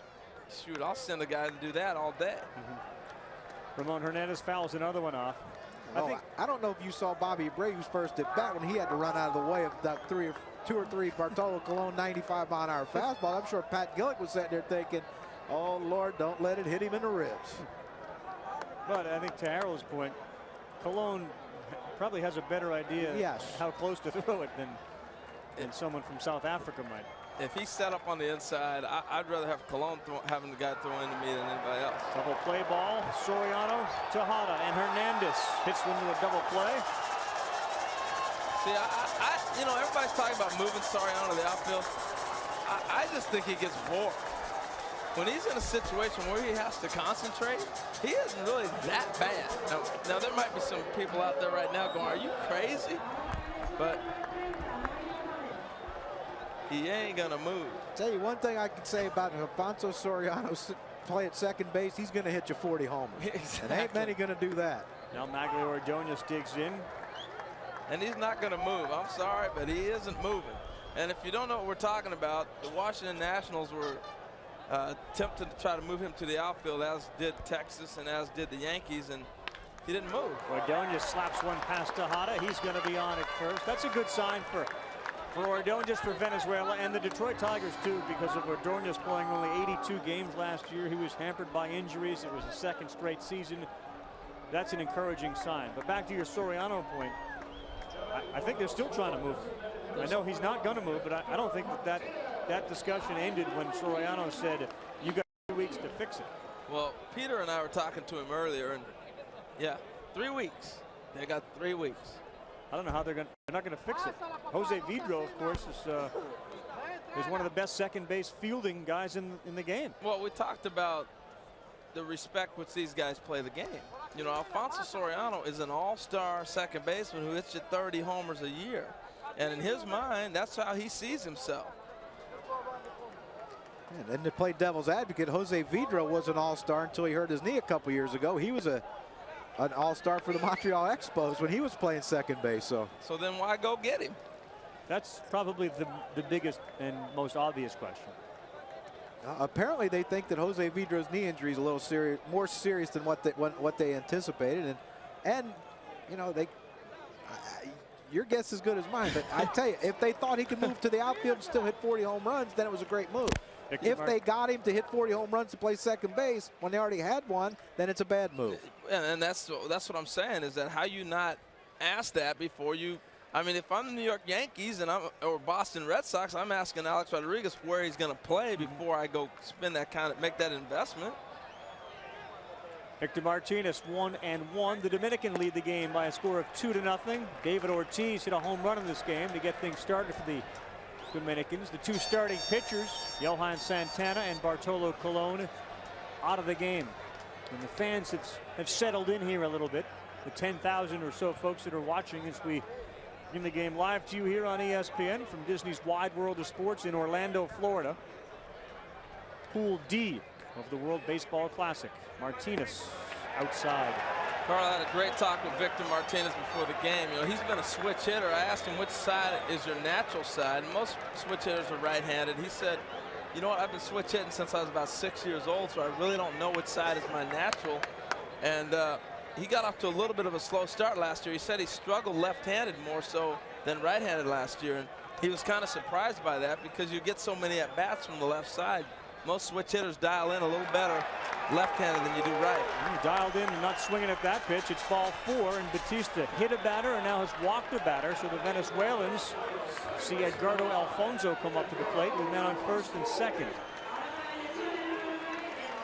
Alberto Castillo walks out to the mound. That's why I was so happy I didn't have to switch hit, and no one made me switch hit because I was confused one way. I can't imagine having to worry about two. You talk to any hitting coach that I ever had, and they will tell you, I changed my stance pitch to pitch. And if I was going to do it left-handed, there was a pretty good chance I was going to do it both ways, and I would have been a mess. You a mess. I don't have. Gee, that doesn't go together. No. Here's Alfonso, singled in his first at bat. It's good to be back with you guys. Venezuela's got 4 hits. Dominican Republic has 3 in the game.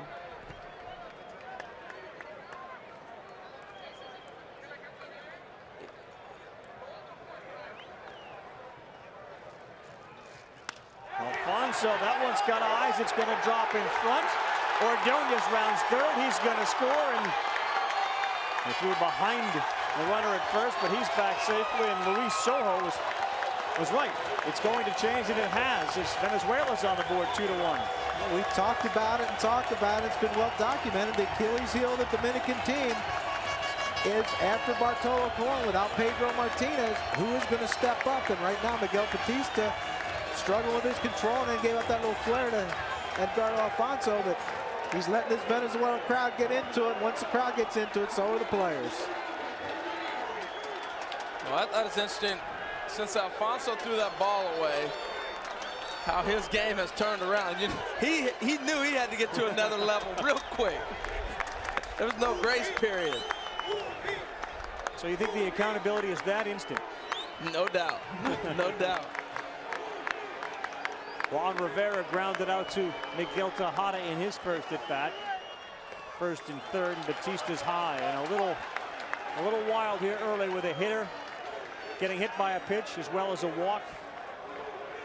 Well, I think the interesting thing about all this too, Carl, is that you don't have your normal pitching coach that says you're not landing in the same place, you're not getting your arm angle here or there. You got to figure out on your own. Venezuelan crowd into it here. Rivera down the line and right. And that's the inning. So he gets out of it by giving up just the run. Erratic, but effective enough to keep his team in the lead.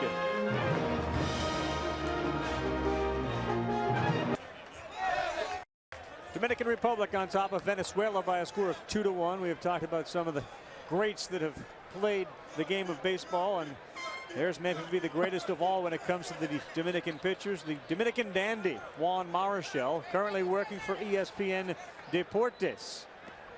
All 39 of the games, folks, featuring the World Baseball Classic on ESPN Deportes, and he threw out the ceremonial first pitch. The Dominican throwing, I don't know if you noticed, to Omar Vizquel, the Venezuelan. As far as his career goes, really unparalleled. In 1956, the All-Star Game MVP, a 9-time All-Star. He had his jersey retired by the Giants. He's got a statue outside of Pac Bell Park as we look at Alfonso Soriano swing and miss from some gas from Carlos Zambrano.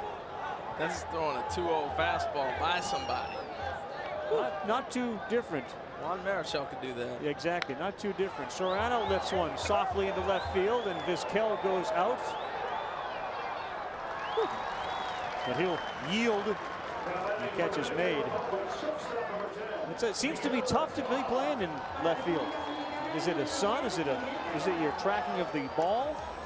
Well, with this type of sky, you know, Crucky's talked about it. It's clear blue. You don't have a whole lot to gauge the depth of the ball. And so that gives you a little less of a great opportunity to have a good jump, and that's really what these guys are struggling with. You don't get a good jump on the baseball, and by the time you pick it up, it's on you. Now Rivera. And there's one less tier in these minor league or not minor league, but spring training ballparks. There's one less tier to the ballpark, so once it gets above the thing, it's like Harold said, you can't see the ball. Zambrano's throwing hard. That was on the gun here, 97. That was the hardest pitch of the day by anybody. It's nasty. 1-1 now to Miguel Tejada. Right down the middle, 1-2 to finish up the Marichal thought. In the 60s, he was the game's best pitcher, along with, in the same discussion, Sandy Koufax and Bob Gibson. Tejada is showing his emotions on his sleeves, no doubt. I mean, he's as animated as you've ever seen him get at the plate. Oh, he stays. Wow. And Tejada's first 2 at-bats resulted in strikeouts, waving at Santana pitches. Take a look at this one. Wow. That's off the plate. 2-2 to Tejada. Oh. Sawed off, and Ordonez is in right. Makes the catch. Yeah, Tejada 0 for 3. This is one of those games that Miggy's going to want to TiVo and have, you know, show it to the kids and grandkids when he gets a little older. Unless they win, and then he'll be the happy man. Couple strikeouts, he got jammed there. He bobbled that ball, couldn't turn a double play, only got 1 out. The pop-up. Well, you really see the advantage that a guy like Zambrano has. He's throwing 97, he's throwing a hard sinker, and he's got a nasty slider, and he's busting guys in to get them off the plate. You know what I mean? Pujols looks at a strike. 99. You know, you're looking at an AB right here where you're saying, let's just get this one over with. Been there. This is the guy you said on Baseball Tonight earlier, as ESPN The Weekend was played here, that is going to win the Cy Young. Well, you're seeing why. Look at the stuff he has. That was Louis Tiant-like. When you watch Zambrano pitch, he changes arm angles and he doesn't lose velocity. A lot of guys, they drop down, they lose velocity. He doesn't. Oh, you go from 67 to 97. Well, I think the other thing here too is that, you know, we were talking about this in between the break. If you take NBA players, you put them on a playground, you're going to see them play a little more freestyle. You see the same thing with these guys playing baseball today. You're seeing them a little more animated, a little more freestyle, a little freer of themselves, but yet the talent level is so impressive. And you have to look at this matchup right here. Albert Pujols walking. You're not talking Venezuelan against the Dominican. You tell me who's the most popular player. You're talking Cubs, Cardinals right here. Now you're talking Cubs, Red Sox, and as Harold alluded to, the crowd definitely has a little bit more jump when David Ortiz comes to the plate. He's homered already. He's on Baseball Tonight every night. Outside, deservedly so. We don't play favorites. No, he gets his just due. A home run and a walk in the game for Ortiz. The Dominican Republic on top 2-0. Off speed and outside. Probably wise the way Ortiz seems. And Zambrano mock smiles at He's Ortiz. not too happy with the strike zone either. I love it though, because you would never see this type of questioning an umpire in a major league game. It just wouldn't happen. The umpire would have been out there a long time ago and shut down that attitude. They're smiling at each other. That one's away, and he's behind 3-0. So in a World Baseball Classic game in the top of the 5th, do you let him swing? In a World Baseball Classic game, in a spring training game, a Winter League game, a World Series game, absolutely. And Mr. Zambrano threw him a little slider. He threw him a 3-0 slide. March 7, 3-0 slider. Here, hit this. Boy. All right, Poppy. Look at that. And drop down on it, too. Oh. Hernandez couldn't hold it. Alou's on deck. 2 men down. 3-1 to Ortiz. That's high and away. So this inning was set up to face Alou. Once he got 2 outs, he said, Pujols and Ortiz, I'll go after Alou. We saw him throw the lollipop to Pujols. We saw him drop down on a 3-0 breaking ball to Ortiz. He's been sitting here going, if I have to, Moises Alou is the guy to get out. And now this is going to be his best stuff. I disagree with you 100%. Okay. He's one of the best pitchers in the National League. He's not going to pitch around a guy with 2 outs. He pitched around. He's not going to pitch around 2 guys to get to another all-star hitting in the 5th hole. He pitched around him. Please. He pitched around him. Now you see why Baseball Tonight's such an enjoyable show to work on and watch. There's a pitch outside to Alou. That just tells you why he didn't pitch around. If he pitched around those 2 guys, he's going to throw him a fastball because he's not going to want to get behind him either. He's coming with the cheese right here. He better. Watch your knuckles, Moister. Outside again. It speaks to the depth and the power that the Dominican lineup has, though, because beggars can't be choosers. As we talked about the top, right after Alou comes Adrian Beltre. Well, and Zambrano doesn't know where the ball's going right now. It doesn't look like. I would love to continue to keep my defense and pitching around him, but he doesn't know where he's located right now either. I'm sure Brian Sabian, the GM of the Giants, is delighted to hear that with Alou at the plate.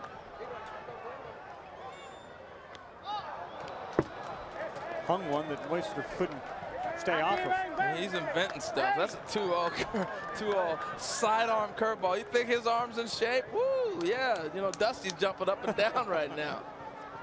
I'm sure Larry Rothschild's doing cartwheels too. The Cubs pitching coach. He hadn't had the same delivery yet. 2 on, 2 out, 2-1 to Alou. Back up the middle, and that's going to be good for a single. Ortiz goes to 3rd. Pujols comes home. It's a 3-1 Dominican Republic lead.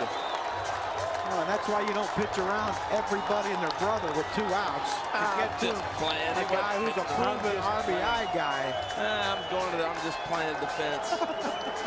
He just doesn't have his location right here. But this is a nice piece of hit by Moises Alou.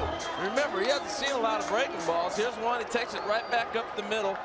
And the reason he hits that so early in the spring is he has no movement. That's just hands and eyes. That's all that was. He has no movement in his stance at all. Well, too, you talk to a lot of great RBI guys who are Latin players. Tony Perez comes to mind. I remember him telling me once that most of his RBIs came going the other way with 2 outs because they weren't going to give him anything to pull with 2 outs, so you had to give in and go the other way. They impart that wisdom to the other Latino ball players, and you see a lot of guys. Andres Galarraga was great at going the other way. Moises Alou, they go the other way, go with what the pitcher gives them, and they drive in big runs. Dominican fans are having a blast here on top 3-1. Now Beltre up. More RBI opportunities for him. There's a strike down the middle from Zambrano. The Dominican Republic, their real true rival is Puerto Rico because of the proximity and the number of the Dominicans that live in Puerto Rico. But because Venezuela beat them in the Caribbean series, this game really has taken on enormous magnitude within those 2 countries. Venezuela quickly, because of the number of players in the majors as well, is beginning to get on the same level as the Dominican Republic, and that's why that rivalry is budding. 1-1 to Beltre. That ball is ripped to left field, and it is gone. A 3-run home run from Adrian Beltre. No doubt about it.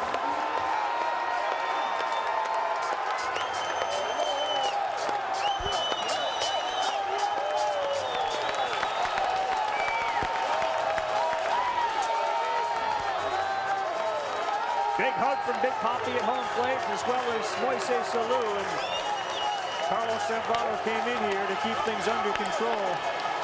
And unfortunately for him, the fire is raging 6-1 now in favor of the Dominican Republic. Well, it looked as if, too, they practiced that handshake. Did you see David Ortiz? And they're back throwing pitches right away. And Encarnacion with a single up the middle under the glove of Omar Vizquel. If you could take a timeout, they probably should do it. Well, they would like to. You know, you look at Zambrano's inning, he hasn't had a chance to get himself into a good rhythm. Therefore, he hasn't delivered a whole lot of consistent pitches around the strike zone. There's no doubt about this ball. They all knew it the minute he hit it. How many times do you see Albert Pujols hop over the top railing of the fence? Never in a spring training game. Never. 27 pitches in the inning for Zambrano. I'll tell you what, you have to be excited in Seattle. The way Beltre has swung the bat in this game, perhaps as well as anyone, and maybe better than anyone. You do.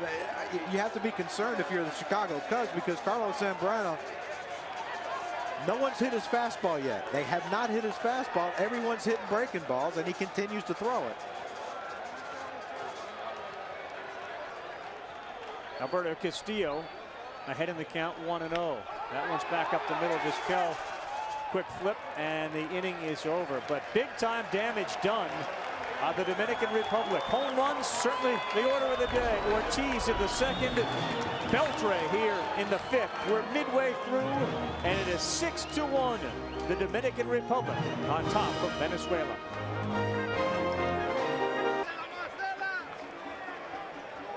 Big inning thanks to the big bat of Adrian Beltre. 6-1, the Dominican Republic on top of Venezuela. The World Baseball Classic. 16 international teams, over 400 superstars playing for the pride of their countries and the championship. For more information, visit worldbaseballclassic.com. That's one word, worldbaseballclassic.com.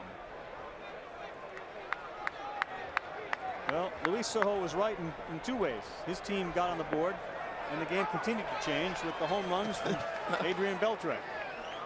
And once you get through the frontline pitchers, although clearly the Venezuelans, who still have guys like Garcia to start other games, understand what this event is all about. If you happen to lose the first game, you still have 2 more chances to win games. Strike 3 on the outside corner, and Batista, after struggling in his first half an inning, has found it. You still win 2 games, and then you move forward. That was some gas right there. Sure was.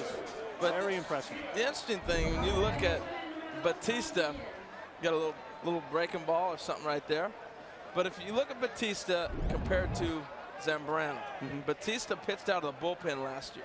Zambrano's a starter who had to come out of the bullpen, and he's never had to do that stuff before. There's a big difference in preparation. Carlos Guillen, no, Soriano couldn't get to that one. Slaps the ground in frustration, but that is a clean single.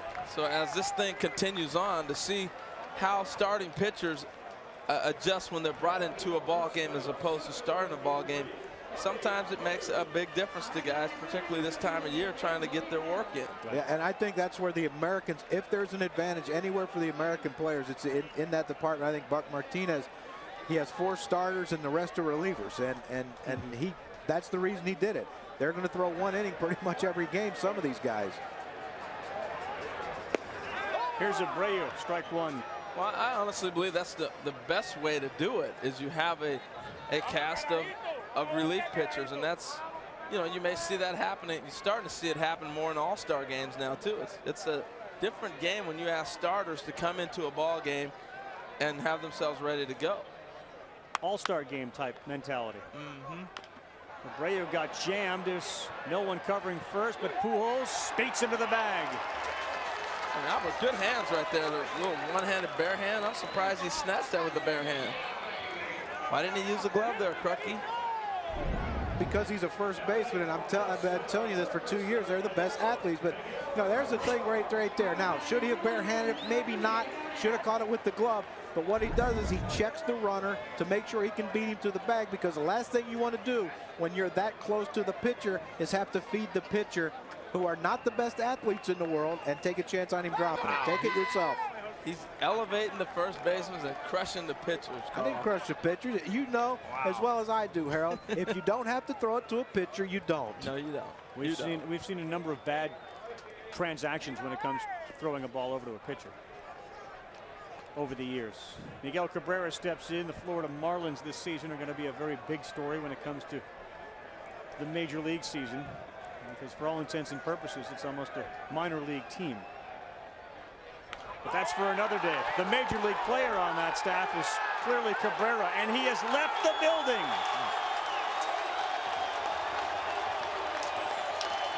Miguel Cabrera's 2-run home run brings the Venezuelans within a couple.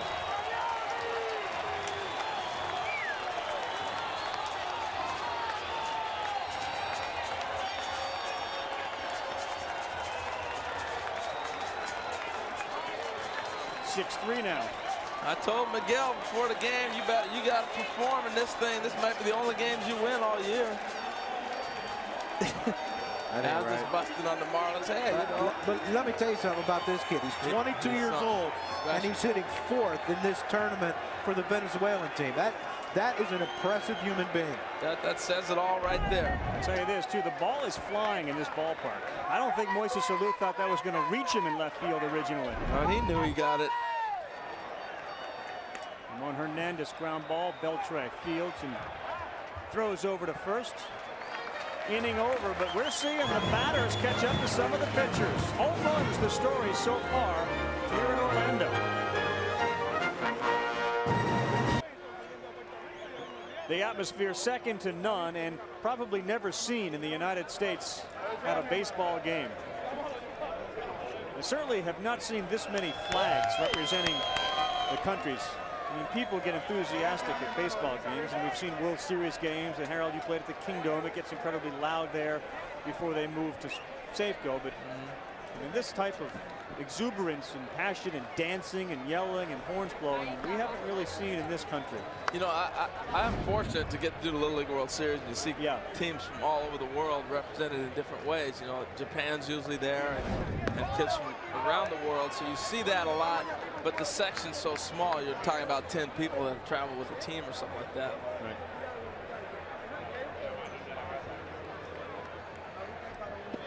Inside and low to Willie Taveras, the number 9 hitter for the Dominican Republic team.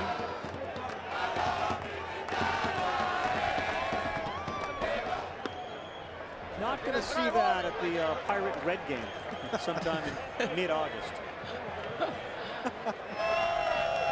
Well, I tell kids, everyone who signs a professional contract, a minor league player, if you ever get a chance, if you're ever asked, go to winter ball, even if it's only for 1 year, because you will find out what kind of love and passion there is for this game. A dangerous spot with Willie Taveras on first. So Pool A, Korea and Japan have advanced. Pool B has the United States. They'll take on Mexico in just about 1 hour from now on ESPN2. This is Pool D play. The Dominican Republic against Venezuela, and Pool C has Puerto Rico, Panama, Cuba, and the Netherlands. Again, Korea and Japan have already moved forward. You need to win 2 games to advance to round 2. Strike to Soriano. So Zambrano did not want to put Taveras on here. You just got within 3. You get speed now, and you go into the teeth of the order. Soriano, Tejada, Pujols, and David Ortiz. And you wonder, you know, guys are throwing, getting their throwing in and all that out of a bullpen, but how many do you throw out of a stretch? You know, and Zambrano's been in the stretch now almost all last inning, and he walks the first guy this inning. He's back throwing out of the stretch again. And a lot of times it's a matter of finding your mechanics and getting yourself into a good rhythm. He hasn't been able to do that yet. Soriano flew to left and flew to right in his first 2 at-bats. Checks his swing, and it's called a strike. You know, Crucky, you know, the one thing that everybody keeps talking about, the flags, the passion, all that, but the thing I got from winter ball was I learned how to play baseball. Situations, I got a lot of at-bats, but I also had, you know, the pressure of performing in front of a crowd, but I learned how to bunt in a certain situation. I learned when I should steal. I learned a lot. What about yourself? Soriano rolls one over. Vizquel flips, double play, good scoop at first. And I thought that wasn't the first baseman, although Guillen's used to making plays like that. He's a shortstop, man. That was a beautiful pick. Vizquel to Alfonso de Guillen. Watch Taveras try to take him out here. You think he's not playing hard, but nice pick by Guillen. That's beautiful. I think it'd be a thrill to play behind Zambrano. I would love it. Any pitcher who shows passion to me, I would love it. The guys are out there act like they don't want to be there. Not a lot of fun playing behind them. Foul ball off the bat of Tejada. Back to my question, what did you learn in winter ball? Well, what I learned was it's the only thing that can prepare you for playing in the big leagues. Again, I learned more from the Mexican players I played with on situations, on strategy. I mean, you know, there's only a certain amount of time you can learn that in minor league spring training when you have, you know, what, 200 or 300 guys in minor league camp, or however many there are. You don't get that one-on-one instruction in winter ball. These guys, Latin players, fundamentally are better than American players. I just, you know, you hate to keep bringing it up, but it's the truth, because they've learned from the get-go fundamentals. And then they add their own flair to it. There's that knuckler from Zambrano to Tejada. I think the other thing that players in those countries learn, Manny Acta, the manager for the Dominican Republic, told me this morning, they don't have the Lakers, they don't have football, they have baseball. And how they learn to play baseball is so different than how kids in this country learn to play baseball. I mean, you're talking broomsticks, and you're talking, they throw a license plate up behind a plate, which isn't a plate at all, and if you hit the license plate, it's a strike. Well, I think it's very similar to World Cup soccer. You know, people get excited about soccer in countries that you go, soccer? In America, we're still trying to figure out, and we've been trying to get soccer ingrained in our country for 20-some years. It just is not to that level as it is in other countries. Carlos Zambrano finds himself in a full count with 2 outs to Miguel Tejada. Victor Zambrano warms up in the bullpen for the Venezuelans.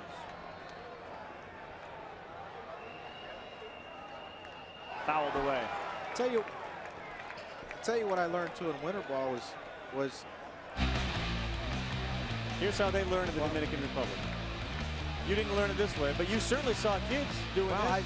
Growing up in West Virginia, Carl, we used whatever we could for a baseball. I mean, it's, you know, my dad had an autographed baseball Mickey Mantle. It was in a case, and when we ran out of a ball, that's the one we used. We didn't know any better. Crucky. Well, we're not. I didn't say we were sharp. I just said we used the ball.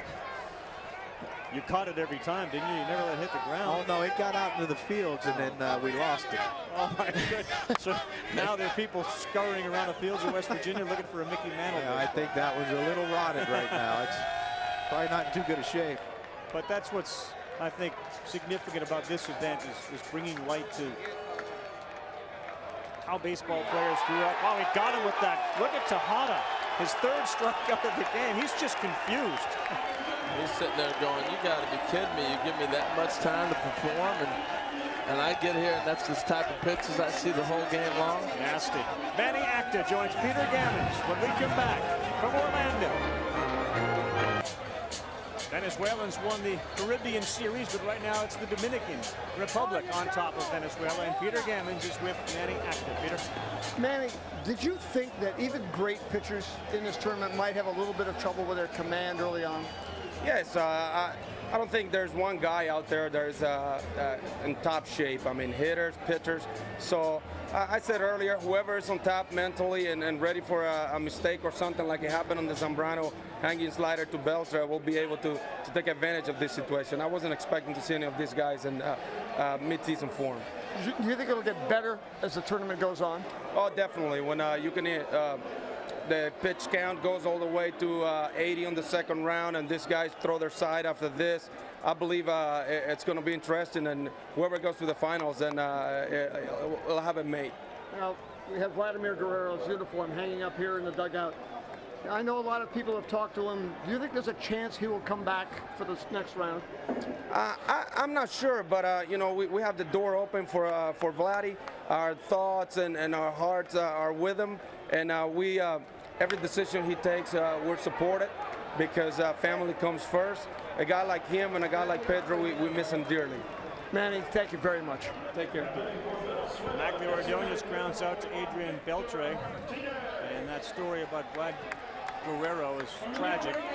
3 of his cousins killed in an automobile accident in the Dominican Republic, and now his uniform hangs in the dugout. And I think that other telling sign of how close not only the Dominican players are, but the Venezuelans, after they had the national anthem and announced the players, they all gathered and hugged each other and high-fived each other, knowing that they were about to go into battle, but that didn't take away from the significance of the moment or the connection to baseball that these two countries have. Well, Carl, I think it's interesting now. There's a 30-man roster, and the rosters are supposed to be set. The only way you can replace a guy is with injury. Now, Vladimir obviously is being carried on their roster, but it's interesting with Pedro Martinez. He's not on the roster, but with his toe injury, if he is able to all of a sudden hypothetically be able to come back and pitch, the only way he's going to get back on that roster is if somebody has to leave with an injury. In Guerrero's case, I think there was what's called a bereavement exception. That ball popped up by Martinez. Oh, Miggy. Oh, Miggy. You didn't want to see Tejada go get that? Well, he's had a little bit of a struggle with everything he's done today. The grounder he struggled with, he booted it a little bit. The pop-up he fell down on, and 3 punch-outs, Carl. It's not what you call a great day for Miggy. But he had Miguel going out and Taveras coming in, and he yielded to Willie Taveras. Also struggling a little out there in left field has been Moises Alou. Well, and this is the time of the game. If they're playing a regular spring training game, which would probably be about their first or second game, these guys are out of the game by now. You got your 2 or 3 at-bats, you're out of there. And you heard Manny talking about mentally.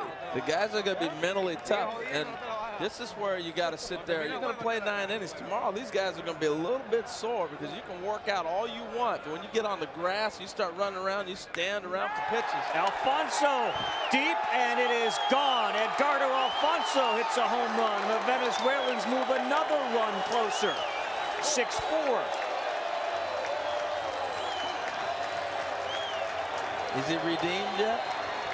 Tell you what, after that era, he has been locked and loaded and just unloaded on a Miguel Batista offering. It's going to be interesting with him in Anaheim with Figgins to play all over the infield. You got Edgardo who can play some second and third, and they got a nice little thing going there, bringing Edgardo over there and get him a chance to play. Well, they have to figure out how to get him angry or do whatever it's going to take to get him into this mode. Let's throw a ball away in the first.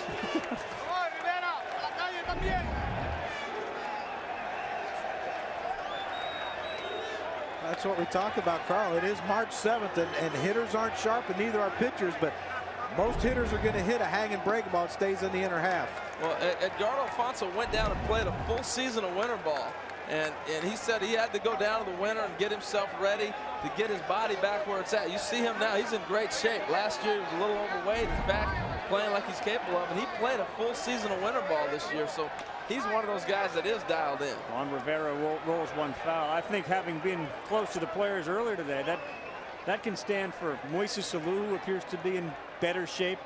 Adrian Beltre appears to be in better shape. Beltre and Alfonso, I think, are swinging the bats as well as anybody in this game. Alfonso is 3 for 3. Beltre is 2 for 3 with a single and a home run. Well, it shows you the character too of Adrian Beltre. I mean, he had a struggled last year, and you know, he doesn't want to go through that again. He doesn't want to go through having to struggle again, and he wants to do everything he can to prepare himself to have a great season like he did a couple years ago with the Dodgers. And I think a lot of people worry about players' work ethic, but when you're around star players and you see the pressure, enormous pressure these guys have to perform, not only in this game, but during the season, during Major League Baseball. They go back and haven't had a good year. They got a lot of people letting them know about it. Yeah. So their work ethic is going to be there. That's why I've never bought into that, because if you have this much of a passion for the game, you're going to work.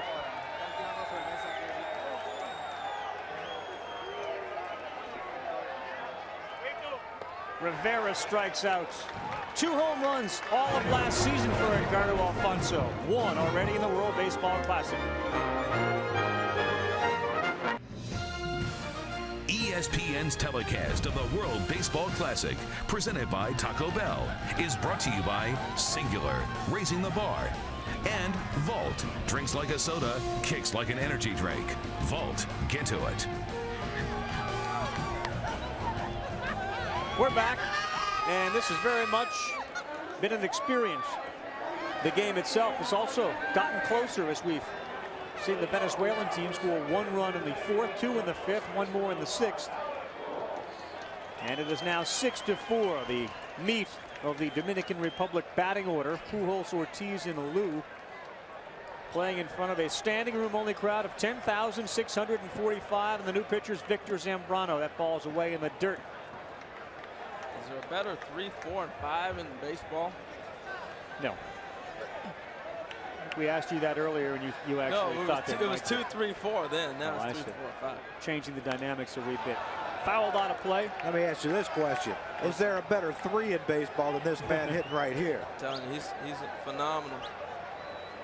I have a feeling that just talking to people, the way his work ethic is, the way his determination is, I have a feeling that in 5 to 7 years, we're going to be saying this guy's the best player ever. Good pitch by Zambrano, who offensively. Well, also the other thing that's so amazing about him is his character off the field. You know, he's involved with so many things, charities. Ripped, and that is going to drop for a single as Pujols running hard as he can to first, thinking about second. He'll go halfway and turn around. Throw over there is not in time.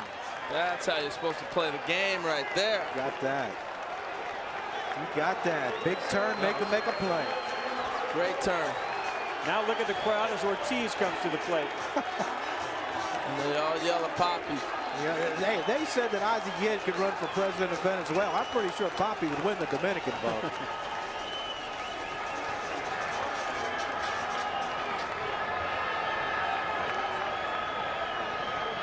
They don't plan on sitting down. Victor Zambrano struggled a little bit last year, but he certainly figures in the plans this year for the New York Mets. And according to those in the Mets camp, looks as good as he's ever looked. Changed his mechanics a little bit. Ooh, that's a risky pitch. A nasty slider, though. Go up. Don't throw it again. He's looking for something fastball on that count. May, June, that's someone. He's autographing that one when the game's over. Ortiz homered in the 2nd inning to put the Dominican Republic team on the board.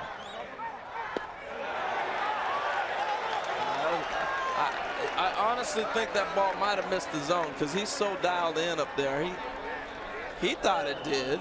He thought it missed the zone, too.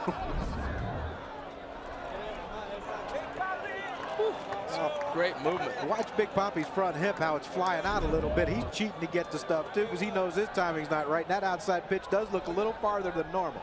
This is trouble. Inside.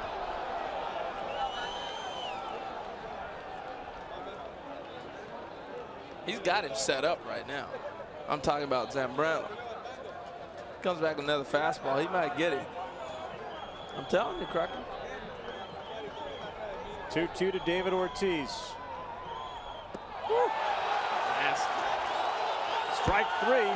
And that's as good as I think most Met fans and people who've watched Victor Zambrano pitch. Look, facing the batter. Look at the Venezuelan fans screaming out there. They're now singing Poppy. They're dancing Poppy. I think they know they just avoided disaster. This is a filthy pitch, though. Look at the bottom drop out of that. There's no chance of him hitting this pitch. There's never, ever been a question of Victor Zambrano's stuff. It's his location, and some say his concentration's not there for the full 6-7 innings he's out there. And if he can harness that, he could be very effective for the Mets. Maybe put him in a situation where it doesn't have to be a starter. Well, you better talk to Omar Minaya. I don't think they have a choice. Yeah, they don't have a whole lot of starting pitching right now, do they? With Pedro, Chris Benson's out now, are gone. Jay So's gone. Pedro, who knows what's going to happen with him to start the season. He's going to be a big part if they're going to win the National League East. Victor Zambrano's going to be a big part of that. Has to be. Oh, that was not located, and it got away. And obviously, Pujols goes to second, thinks about going to third, but slip out of the hand. Yeah, little breaking ball. He just didn't have a good grip. Watch this. As soon as he starts to deliver, this ball spins right out of his hand. And you talked about changing grips and trying to figure out new pitches. This is some of the things that happen. But you'll see his delivery. Watch this. As soon as he gets to the top of the zone, this ball's gone. And you mentioned about the South African pitchers and the 99% that the American pitch. Apparently that was that 1% that's going to go on for a while. Fortunately, it's a breaking ball. Pujols in scoring position now for Alou. That ball is outside.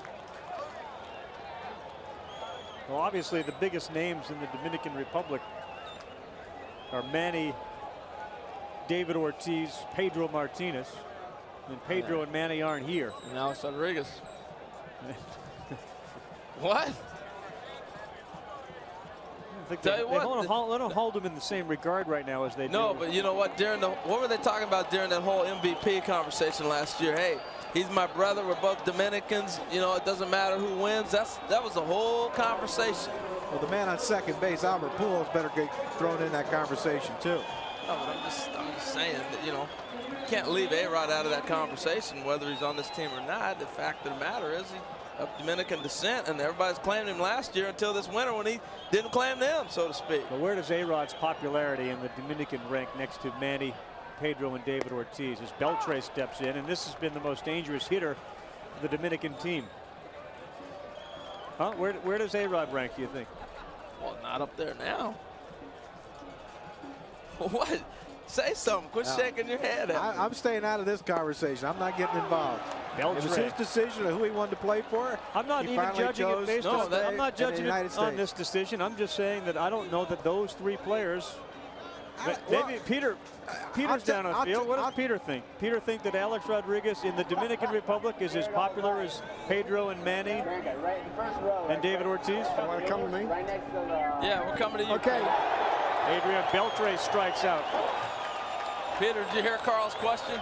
Yeah, I heard it, and I would say I don't think Manny is as popular in the Dominican either. I think it's David Ortiz, Miguel Tejada are the most popular, and Pedro Martinez. I mean, it's, you know, one of the things everybody here has talked about is how brutally disappointed Pedro is, and he cannot throw even to a batter yet. I mean, he is probably the #1 figure, the face of Dominican baseball, for all he's done socially for other people, and I would say those are the three most popular players in the Dominican. Now Juan Encarnacion called down to first. And you have to throw Sammy Sosa in there. All the stuff he's done. Didn't he build a hospital for he was popular. I think that he was. I think that the thing with Pedro is, I mean, he's done this forever in his hometown of Montevideo. I mean, 2 churches, a school, a daycare center, a recreation area, a hospital, and now he's gotten together with the government to build houses for poor people. I mean, Pedro's almost like it's almost like a missionary in terms of wanting to do the right thing for his country, and that's why he is. I think he's still the most popular player there. Encarnacion lifts one that deep to left field, but this time it'll stay in the yard. No runs across. First 0 in a while, and it is 6-4 as we go to the bottom of the 7th. Welcome back, everyone. A perfect day for baseball. This is ESPN's coverage of the World Baseball Classic. It's presented by Taco Bell. Disney's Wide World of Sports. The venue sold out. Over 10,500 on hand to watch the first of the Pool D games. 16 teams trying to advance to San Diego for the finals, which will be seen on ESPN as well as ESPN Deportes. All 39 games being seen on ESPN Deportes. New pitcher for the Dominican Republic. It's the lefty, Damaso Marte. He'll face Omar Vizquel to start and throw him a strike. Well, I like this guy, Marte. What do you like about him? I love his breaking ball. When you can bring him in, now if he can get to the point where he can really see that breaking ball right there, wow. But matching him a lefty late in the game to be able to throw like he does, if he gets the consistency that they were hoping he would have at Chicago, this guy is going to be tough to hit. World Series winner with the White Sox last year, part of that very effective bullpen, which was anchored by Bobby Jenks at the end. But certainly Marte was very, very effective. He actually got the win in Game 3 of the 05 World Series. Yeah, I don't know why they soured on him. He towards the end of the year, he struggled a little bit late, but I think that happens sometimes with young pitchers. Vizquel, good piece of hitting down the line in right. Fair ball and extra bases for Vizquel. Second base with a double. He had a single to lead the game off in the first. And Vizquel is now 3 for 4 in the game. And you can see why in the postseason these guys play so well. Game summary is also presented by Taco Bell. It has been really more about the power hitters than it has been about the guys slapping the ball around and getting on base with singles and doubles. Home runs have been the story. And we'll recap the game to this point in just a second. Well, you know, Carl, the interesting thing is you wonder why a lot of these guys perform so well in the postseason. You know, when you play in pressure situations, you get used to that. Adrian Beltre's 3-run home run. David Ortiz hit a solo shot in the second. Beltre's came off of Carlos Zambrano. He went 2 2/3 and gave up 4 earned runs. Alfonso hasn't been retired. He's 3 for 3. Tying runs at the plate. It's a nasty pitch. Saw Carlos Guillen hit from the left side, and now with the lefty on the mound, switches around to hit from the right. I think this is still one of those situations that you got to try to move the runner over and get this to a 1-run game. Let Bobby Abreu bring him in and get to a 1-run game, and then take your chances with the rest of the Dominican pitchers. After Abreu, it's Miguel Cabrera. He's homered in this game. Woo. Strike 3, and down goes the number 2 hitter, Carlos Guillen. Up comes Bobby Abreu. And you're right, Crookie. That's a huge strikeout. I was watching Vizquel. Looked like he was even thinking about stealing third. He understood the importance of trying to get to third base in that situation, but that's a tough pitch to catch up to, and that's a huge strikeout. Now Abreu, the right fielder for the Philadelphia Phillies.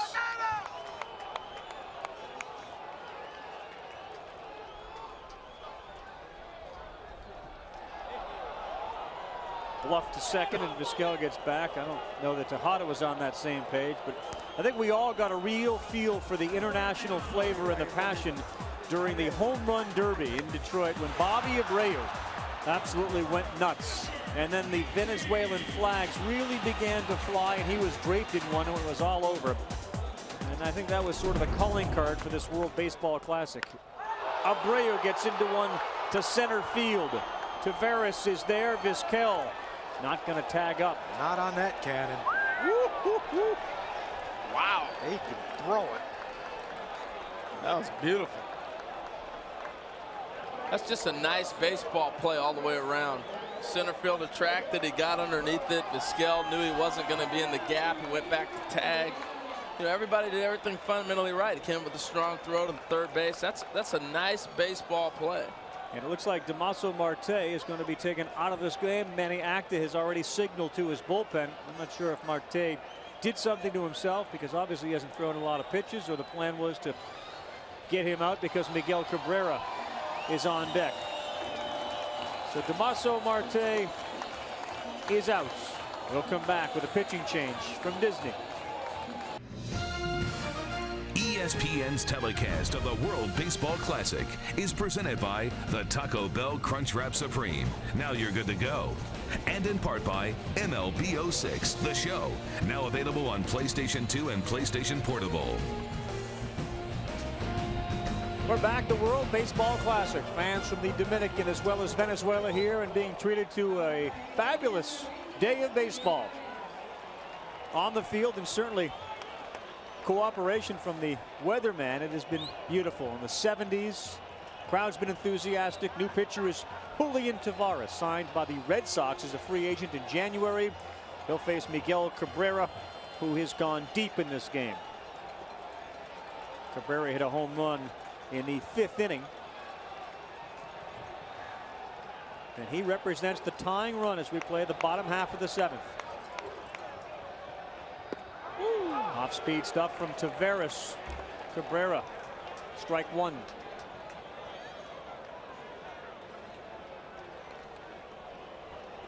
Taveras was with the Cardinals in 04 and 05. He was very good when it came to keeping the inherited runners from scoring. The 0-1 to Cabrera. High and inside. One of the problems the Venezuelans have had today is delivering the runners home. They are 1 for 8 with men in scoring position. But Cabrera really wasn't part of that. He delivered a 2-run shot.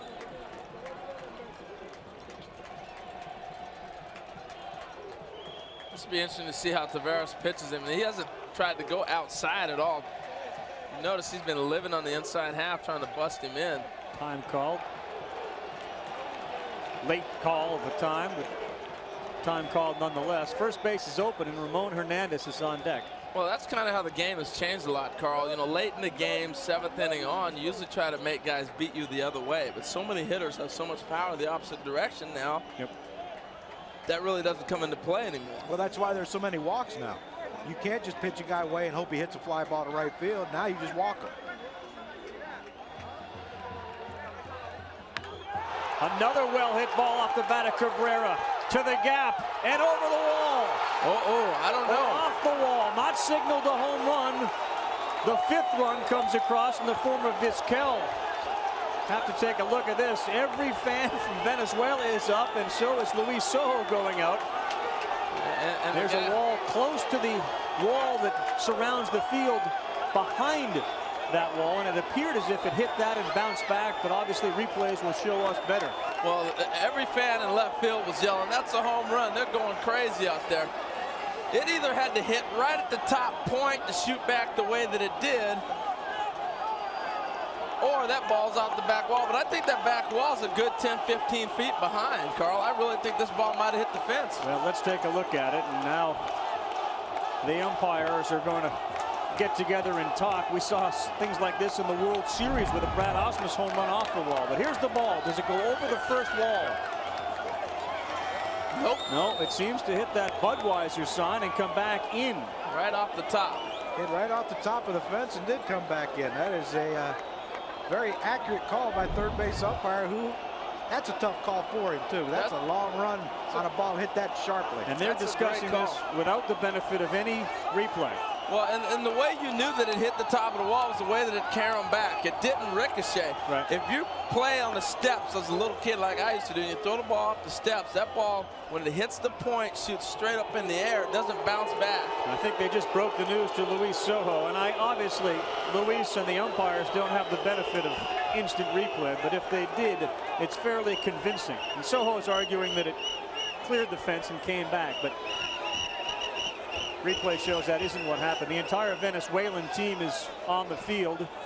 The fans, I mean, there are 5,000 arbitrators here telling them that yes, it did go, and there are 5,000 others who are saying no, it didn't. They're all turning around at the booth up here looking at us. I'm going, it's off the wall, people. It bounced off the wall.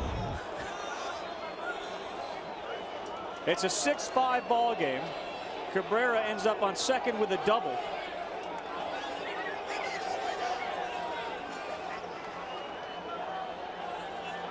Take a look at the bench, who saw that ball go off the wall. They too thought it was a home run. To the umpire's credit, there was no signal whatsoever that it was a home run. No. You see Miguel Cabrera running around the bases, and he's circling like it's a home run. He's got the fist up. As he gets closer to second base, he's giving the circle. You know, that's a home run, but now this ball, I mean, it's the way it caroms back. You can clearly tell it's off the wall. That's a great call. I mean, that's incredible that he even got that thing right.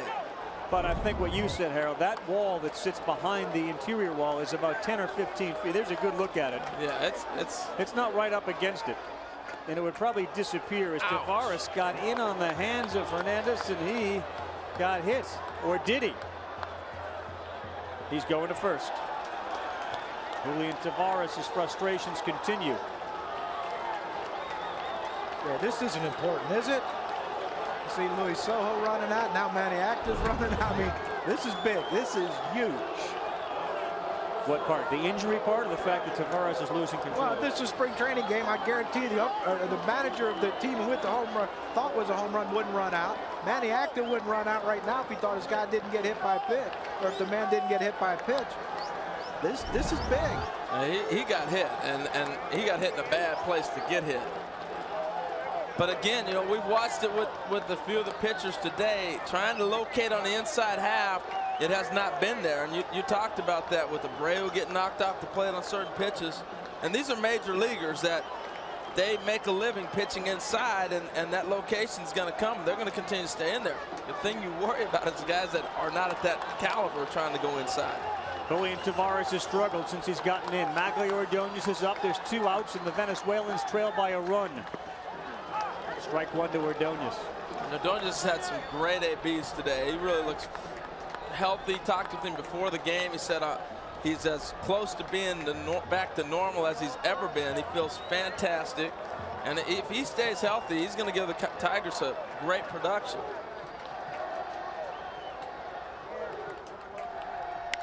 Ordonez hits it to center field. Tavares is out there. It'll carry him right to the edge of the track, and he brings it in. We're within 1. Venezuelan fans still wondering, was that a home run? Well, it's rare that during a half inning you get asked questions by fans. There have been probably hundreds who've run up here to confirm that in fact was not a home run. And replays, a good job by those in our truck, proved it was not. It was off of the top of the wall, and Cabrera ends up on second base, and it is a 6-5 ball game. The neat part about it was there was one fan from the Dominican Republic, now they are leading 6-5, who said, who cares, it's a great game. Yeah, no doubt. I'm sure that 5,000, 6,000, 7,000 Venezuelan fans would think, yeah, it'd be a better game if it was 7-7 or 6-6. I'm sorry. Castillo fouls one back out of play. There was some question coming into whether the players in the field would play 6 innings, 8 innings, 5 innings, and I get the sense that in games 2 and 3 against the other teams in this bracket, that's when these Venezuelan and Dominican players, the regulars, will get their rest. It seems like a 1-run game, they're not leaving. Well, you don't want to come out either. No, I understand. You know. But I played for a manager in Dick Williams. First day of spring training, I played 9. And I played 9 every game I played. That's how he would do it. You'd play 9, you'd have a day off. You play 9, you get a day off. You know, and that no wasn't. No wonder you guys were terrible. That was Ooh, nasty pitch. Victor Zambrano continues to be impressive. He gets Alberto Castillo as we kick off the 8th inning here. Well, we talked about the other starting pitchers. You know, we saw Zambrano, the other Zambrano, Carlos, struggle as a starter. But you can see Victor Zambrano has come in. He's throwing out of a stretch every time. So he's repeating the same delivery, and he's been a lot more consistent with his pitches. Now he's coming in the windup. Willie Tavera steps in, lays down a good bunt. That's going to stay fair. Fielded. What a play by Miguel Cabrera. That was mid-season, postseason form. I'll tell you what, he's showing just how great a player he is. I thought Crucky, one of the strong points you made is he's hitting 4th in this lineup. But then to make a play like that, this is beautiful. Bare hand, easy flip. He made a play last week in Baseball Tonight. It was a web gem. Diving the other way and making a throw. When Ozzie Guillen was third base coach for the Florida Marlins, when Miguel Cabrera first came up, I asked Ozzie, I said, what about this guy? And he said, he is going to be one of the special ones. And you know, Ozzie Guillen's going to tell the truth regardless of what people want to hear. And he was absolutely 100% correct with the way he judged the talent of Miguel Cabrera. Wow, Victor Zambrano seems to have the batters guessing so far. That ball was called a ball. 1-1. But Soriano, none of the hitters have really been comfortable against him since he's come in. 2 outs in the top of the 8th inning. We're here at Disney's Wide World of Sports. First round Pool D game of the World Baseball Classic. 16 teams. The goal is to get to San Diego for the finals March 18th and 20th. Soriano checks. 2-1.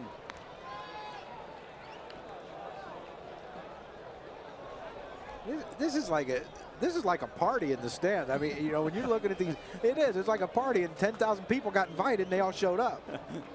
They're having a great time.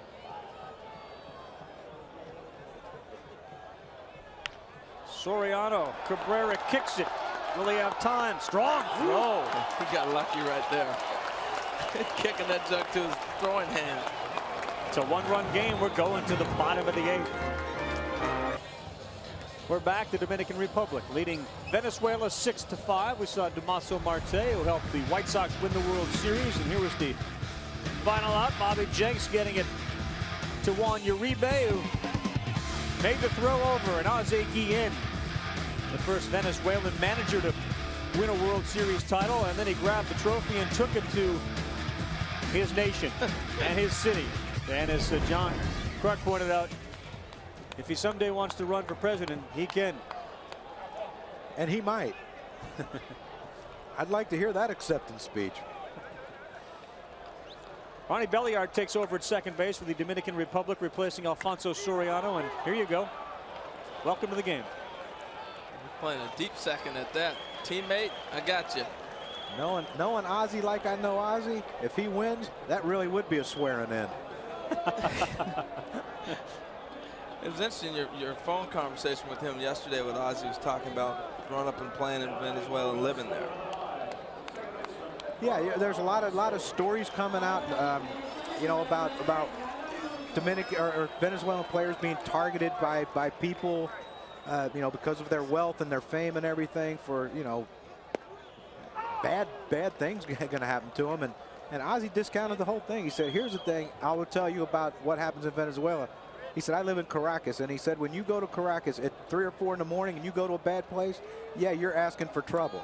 He said, but that's like any major city in the United States. He said, if you're in the wrong place, you're going to be in trouble. Alfonso tipped, and what a play. They got him at first. Wow. Uh-oh. Now we have to see if he's hurt. This would be an enormous blow. Tejada gets up and kind of limps around, and he says, no, stay there, but Manny Acta's going to come out to look at him. That ball deflected off the glove of Julian Tavares, and then Tejada had a hard time picking it up originally. Take another look at him. Well, he's going to end up landing awkwardly on his knee, because once this ball bounces off his hand, he tries to make that adjustment. And right there, he throws and falls on his knee. He lands directly on the knee instead of landing. Watch when he lands. He'll throw the ball here, And when he extends, he's going to land straight down on the knee. Nothing stopping that. And that's where that little impact comes from. Tejada, who's married to baseball, I mean, that's his first love. We've seen him play Major League seasons and then Winter League seasons, stretches at shortstop.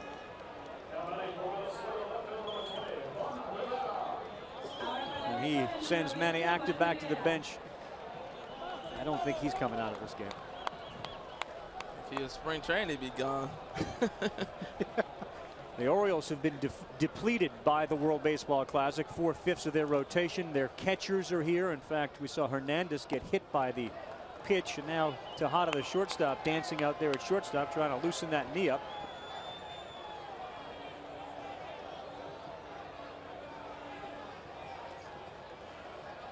But a great play by Tejada to get Alfonso. On Rivera. Swings and misses. 1-1.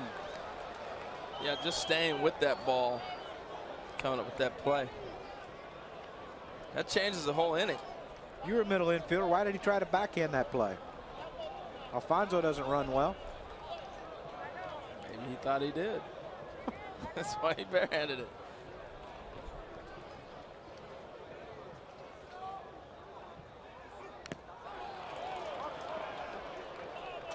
One and two now to Rivera. The Dominican Republics would have loved to have seen Francisco Cordero close games for them. They really don't have a closer. And that's one of the things that Manny Acta is aware of and knows it is a potential problem. He said that perhaps Fernando Rodney, the right-handed pitcher, would close games for him. And if not Fernando Rodney, Duenar Sanchez is down there, Jorge Sosa. But that's certainly something that the Dominican Republic knows may be a problem for them, as opposed to the Venezuelans, who have Francisco Rodriguez down there. Duenar Sanchez can close games as well for them.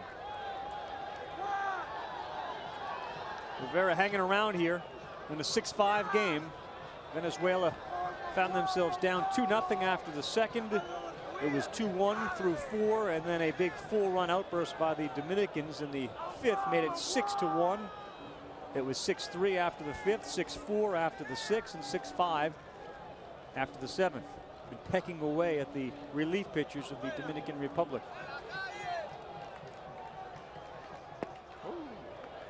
Outside.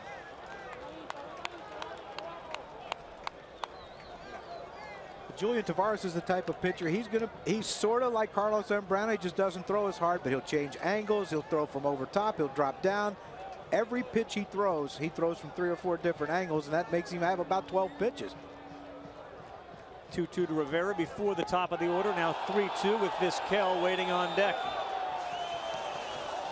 Great sense of timing from the crowd here. They do understand the significance of a single pitch or a single play.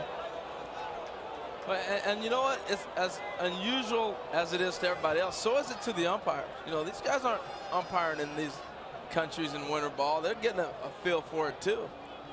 Yeah, the fans there will yell at umpires. They'll yell at their own players if they're not performing. There's no fear of accountability that the fans feel to the players. Good off-speed stuff from Tavares. Rivera goes down. We'll continue from Orlando. Just about 4 o'clock in the East. High time for the folks visiting Walt Disney World to cruise through the Magic Castle. And we are within a David Ortiz, Miguel Cabrera home run from there. Meantime, out west, Arizona the site for the Mexico versus United States game as the World Baseball Classic continues on ESPN2. Derek Jeter and A-Rod representing the United States. Johnny Damon as well. Jake Peavy gets the start in that game against Rodrigo Lopez of Mexico. The World Baseball Classic telecast are all presented by Taco Bell on ESPN2, 4 o'clock Eastern time. 9th inning now. Miguel Tejada. He struck out a lot, so he lays down a bunt. I think his leg is okay, and he's on first. That's another weapon that he has, and you may not see that in the regular season in Baltimore, but to get on in front of these guys, that's what you do. And I think he's smart. He's a smart enough player. We all know he's an intelligent player. He's smart enough to realize he has been overmatched all day by every pitcher the Venezuelans have thrown out there. And he figured, you know what?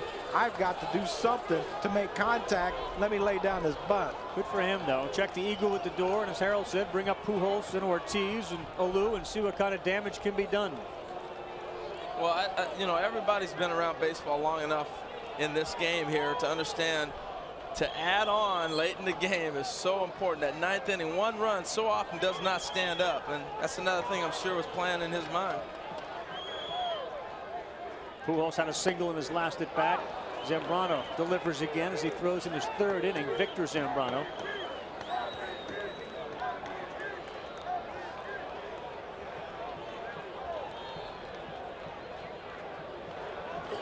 Has it been what you'd hoped it would be? It's been better than I expected. I thought hitting was going to be just non-existent. And when you look at these two teams, Miguel Cabrera, David Ortiz, I mean, these guys, they came here ready to go. And that's something that impresses me, that March 7th, they're ready to play and compete in this tournament. 18 hits in the game, 10 for Venezuela, 8 for the Dominican Republic. It's been a great game. These guys have dialed it up. And all played the whole game with the exception of Soriano at second as Ronnie Belliard came in to replace him. That pitch short hops, and it allows Tejada to get into scoring position. Well, I don't know what Omar told him, but it sure didn't help. He was rolling pretty good till the timeout. Not sure that one made it to the dirt. Well, we've seen two breaking balls. He threw one behind the head of a hitter, and then this one here he hangs on to a little too long, and those are just tough to handle. And again, that's something that you work out in a bullpen session. Albert Pujols can make you throw a bunch of funny pitches, you know? Playing with fire here, though, with Ortiz on deck. Pujols hits one deep to left field, but it'll stay in. Rivera catches and throws back. Just missed that thing. Interesting here. Spring training, it's March 7th. This is, you know, what do you do here if you're Luis Sojo? Well, he goes out to the mound and he brings in someone else. He's got a lefty out there. He's going to him. Now, I don't know that a lefty-righty matchup matters too greatly to Ortiz, whose home run in the second came against the best lefty in baseball, right? Johan Santana? No, not anymore. Not anymore. It doesn't matter to David Ortiz.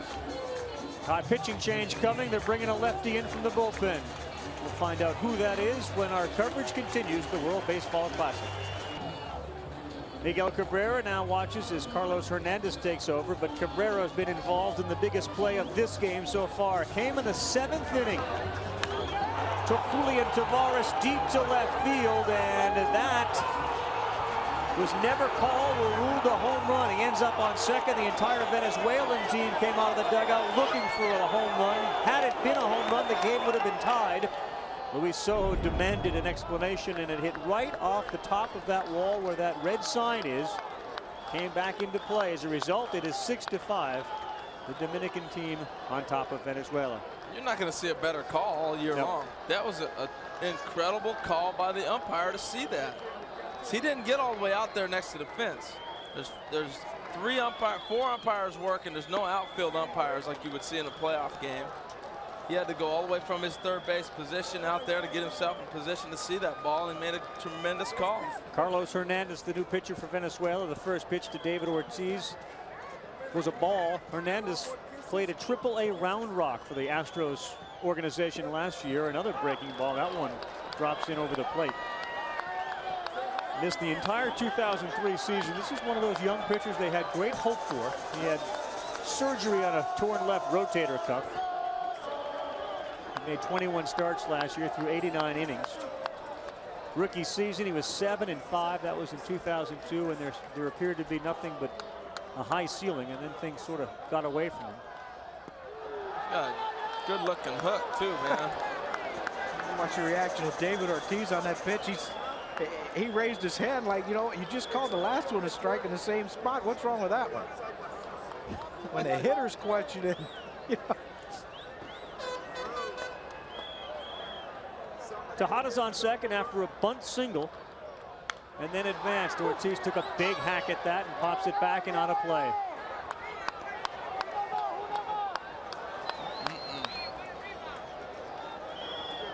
You know, some guys can just hit. This is one of them? He's one of them. He can just hit. It's like you, Croc. Yeah. Just hit. Tell you what, David Ortiz had more on his wrist the other day when we talked to him on Baseball Tonight than I made in my career. Want the outside pitch, and instead sails high and over the center of the plate. He had some bling. He said he is the king of bling. And there ain't no doubt about it. He was a walking jewelry store. Thought he was going to the Oscars. 3-2, 1 out. We're on the top of the 9th inning. Tejada off. David Ortiz has just hit that ball a mile.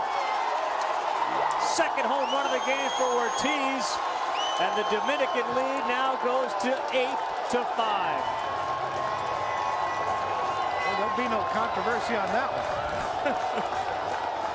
Well, he showed him those breaking balls early in the count. You can forget it. That was your vintage hang 'em and bang 'em type pitch from Hernandez. That was high and hung and soft. That's it. He just hit. Man. What a way to start the World Baseball Classic for David Ortiz. 2 home runs in the game. You watch the sequence of pitches. You knew Hernandez, he didn't want to throw David Ortiz a fastball for a strike. So David Ortiz just basically said, you know what? He's not going to throw me a fastball for a strike. Why don't I just sit on a breaking ball? And again, apparently Soho obviously wanted a lefty on lefty, but he was able to survive the Pujols at bat with first base open. Barely, Pujols just missed it. I think it was the 2 breaking balls earlier in that bat that allowed him to measure that. You know, you hit with your eyes, and he got a chance to see those breaking balls. The one that was called strike, and then the reaction John was talking about, why did you call that one? And he got one, hung it, hanging big time. He just banged it. First base open, they pitch to Ortiz, and it comes back to Hunnam, big time. Did they hear that in the truck down there? Hit off the wall. Jorge Julio now on to pitch for the Venezuelan team. And you mentioned it, late inning runs. What a difference. 6-5 versus 8-5. Makes Duenar Sanchez, if he's the man who's going to come in to try to close this game for the Dominican Republic, makes his life a lot easier. Well, Tejada's bunt changed this whole inning. You know, it drops down a bunt base hit the first batter. And now you got to figure out how you're going to get through the rest of this lineup. Big difference. He is the biggest presence on the Dominican team, and as we discussed earlier, perhaps the biggest name next to Tejada, or certainly with Tejada and Pedro Martinez in the Dominican Republic. Yes, I'm right here. David Ortiz's second home run of the game. Peter Gammons knows the Dominican Republic as well as anyone who covers baseball in this country. How about David Ortiz's ascension, Peter, through that country and where he is now? Well, I mean, he's gone from, I mean, he was always popular, because I think one of the things that's important about guys like Tejada is he usually always played during the winter. So he played for the Dominican team in the Caribbean World Series. But he's become such a superstar, and he's such a lovable character. To be here in the dugout when he came in, it's so much fun. I mean, everybody loves him. He's always the center of attention on whatever team he is, and it's always all that positive energy. He's an amazing character. Peter, you're not having fun, are you? Oh, it's tremendous. It's just like when I used to always go down to the Dominican in the winter, and Felipe Alou used to let me sit with him in the dugout where he managed. Good seat for Peter Gammons. Moises Alou jammed on some inside fastball stuff from Jorge Julio, who has now entered the game. You know, Peter, it'd be interesting to me. When did you see, you've been around baseball 30-some years, when did you see the big turn in Dominican players coming and having such a contribution in the big leagues? Another hit for Moises Alou, Peter. I think it really started in the mid-'80s. I mean, there have been great players like Felipe Alou, and of course, and then, you know, Juan Marichal and players like that set the tone. But the game really became wildly popular and started growing when the academy sprouted in the 80s. And the Toronto Blue Jays have Pat Gillick had a lot to do with that. But it more and more became the national game, the national mentality. And it's to be down there and go to the playoffs in the Dominican is just one of the great experiences.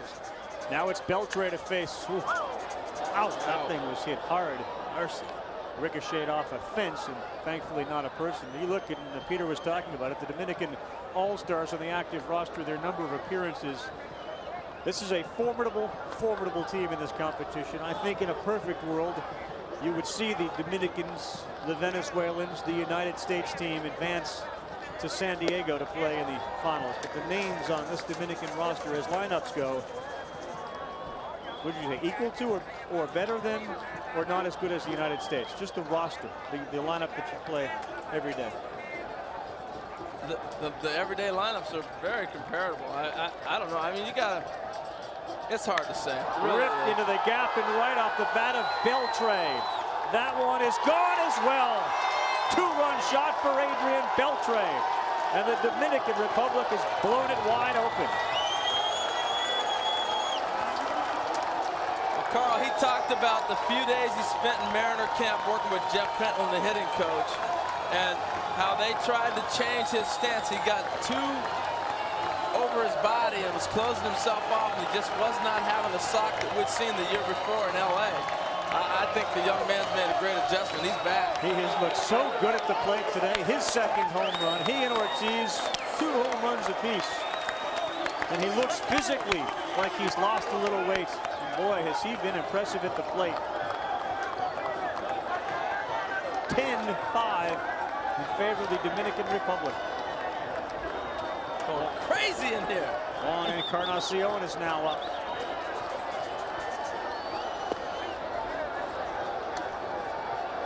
Well, usually good pitchers, and we heard this refrain, beat good hitters, but in this one, it's been the hitters who have won the game for the Dominican Republic. Rocky, what do you think about Beltre? The talent, single.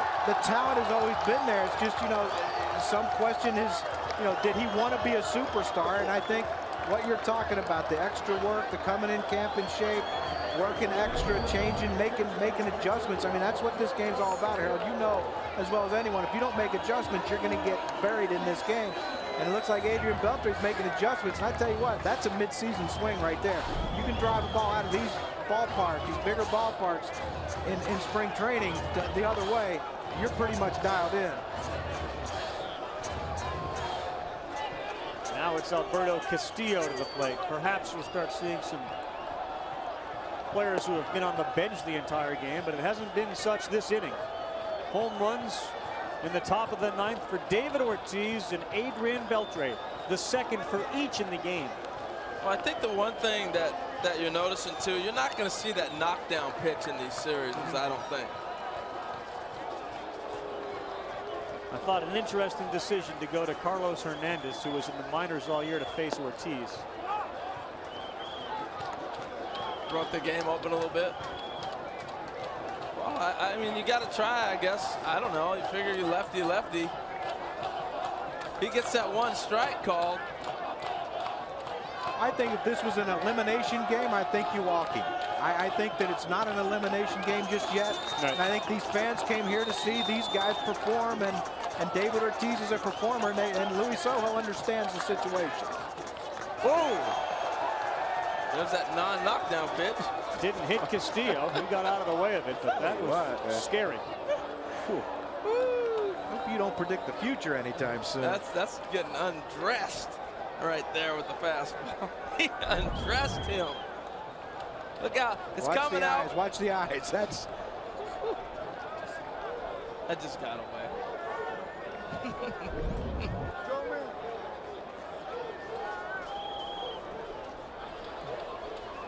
It was just a matter. You knew somebody was going to have to knock somebody off the plate eventually.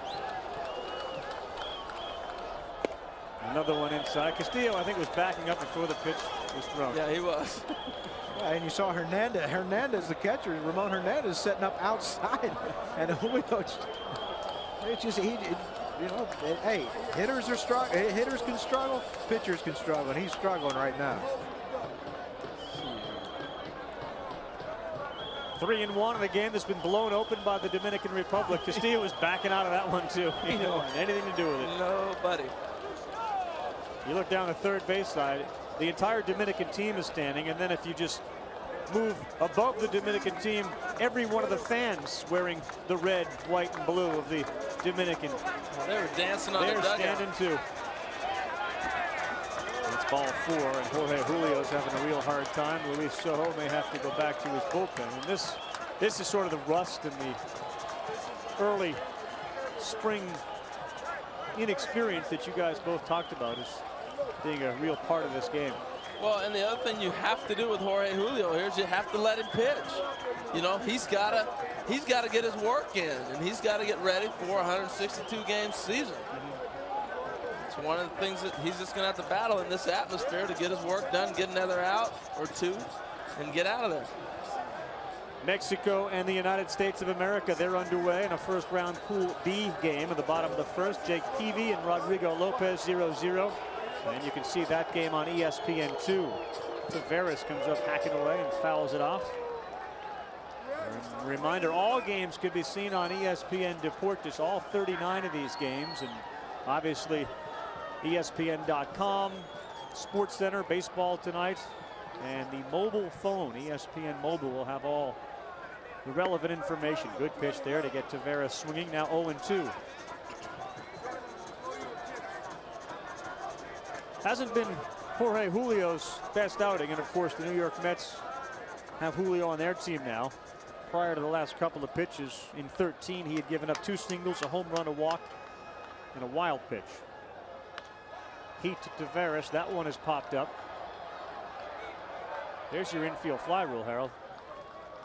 Yes, indeed. They got underneath that one with no problem at all. 2 men down. I didn't hear you screaming infield fly, infield fly. I was wondering if you were. Well, I was watching Edgardo Alfonso to see if he even saw the ball. You know, both these guys had to play with their shades on, and Guillen ended up catching that ball.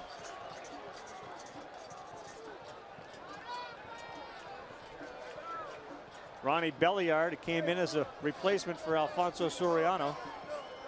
Now at the plate. This is a good-looking player for the Cleveland Indians. He just needed an opportunity to play. And you know, he got to Cleveland at the right time. That club's really starting to come together. He's a big part of it. 2 men on in a 10-5 game. Belliard fouls off his bat towards the Venezuelan bench. We will certainly talk about all the major league teams on Baseball Tonight during the season at 10 o'clock, and then again as part of the trifecta. John, Harold, Peter, and I, and the rest of the great cast that helps make up that program. Belliard gets around on one. It goes into left field.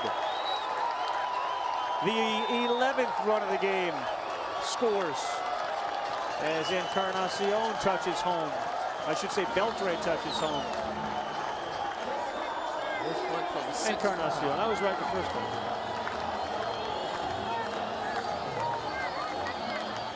Look at the Dominican fans. This is you mentioned party. This is bigger than that. Mardi Gras come baseball.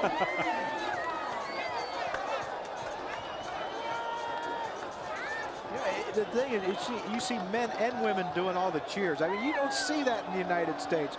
You don't see that love of the game that these fans have. I mean, they live through this stuff. You know, Tejada, inning over, but wow, what an inning it was. Cause for celebration. The Dominican fans will certainly stay standing through the bottom half of the 9th inning. The Dominicans now up 11-5.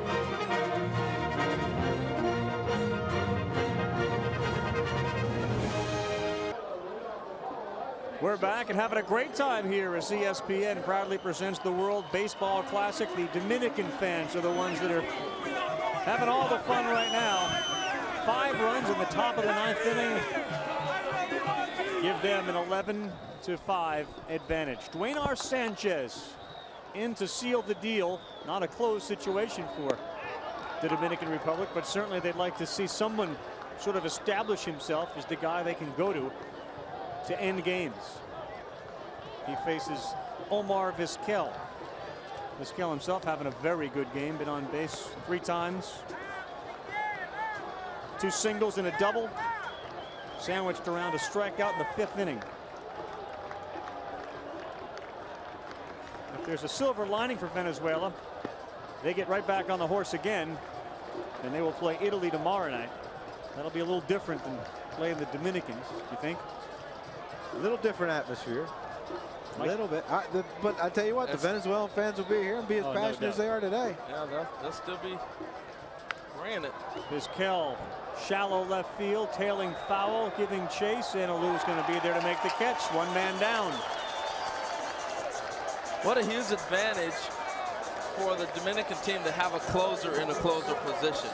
You know, I think that comes into a play for him with Frankie Rodriguez. He's familiar with this. He's accustomed to coming in the game when it needs to be nailed down. Now, obviously, today is not a close situation. He's just getting his work. But as this thing progresses, you start looking at the other teams. Chan-Ho Park is closing for Korea. You know, that's a starter in a position he's never been in before. It's going to be interesting to see how this thing plays out the rest of the time. Yeah, Sanchez was basically 8 for 8 last year as he came on to help close for the Dodgers.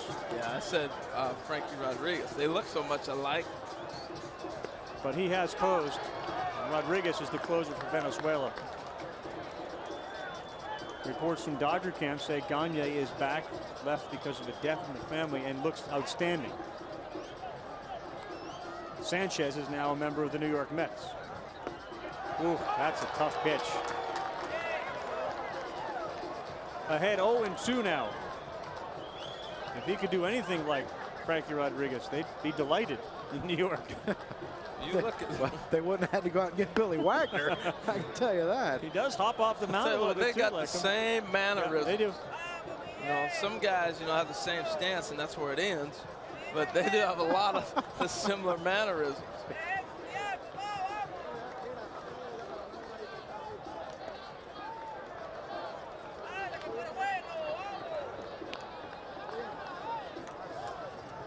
They haven't had the same results, but again, he wasn't a full-time closer. Last year, Rodriguez for the Angels saved 45 games.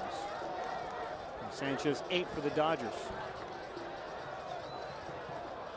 Carlos Guillen pops that one up. Taveras is there. 2 men down. Down to the final out, Bobby Abreu steps in. And the Dominican fans begin to merengue and salsa and dance and wave the flags. And I don't get the sense that the celebration ends at the final out. No. That's why we're not catching those flights. They're going to be out there dancing in the street. It'll be a celebration for the rest of the day. Right. Don't forget the and USA. Some will celebrate until they play again. USA and Mexico on ESPN2 right now. Strike 1 to Abreu. Did you see Castillo throw the ball back to him? Oh my goodness. Came in at 90, went back at 89.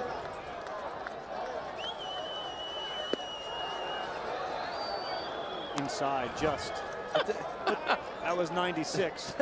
But the thing you notice about this is in the United States, if this game was the Americans were losing 11-5, there would be no one here. Yeah.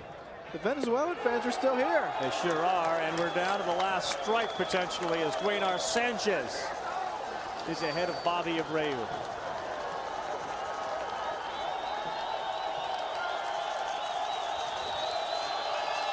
Abreu 0 for 3 in the game with a walk. You're right. Every fan in the stands on their feet. I think he may have overthrown that, trying to get the final out. Castillo overthrew it back at him. He better not miss it, because he is throwing a seed back at him.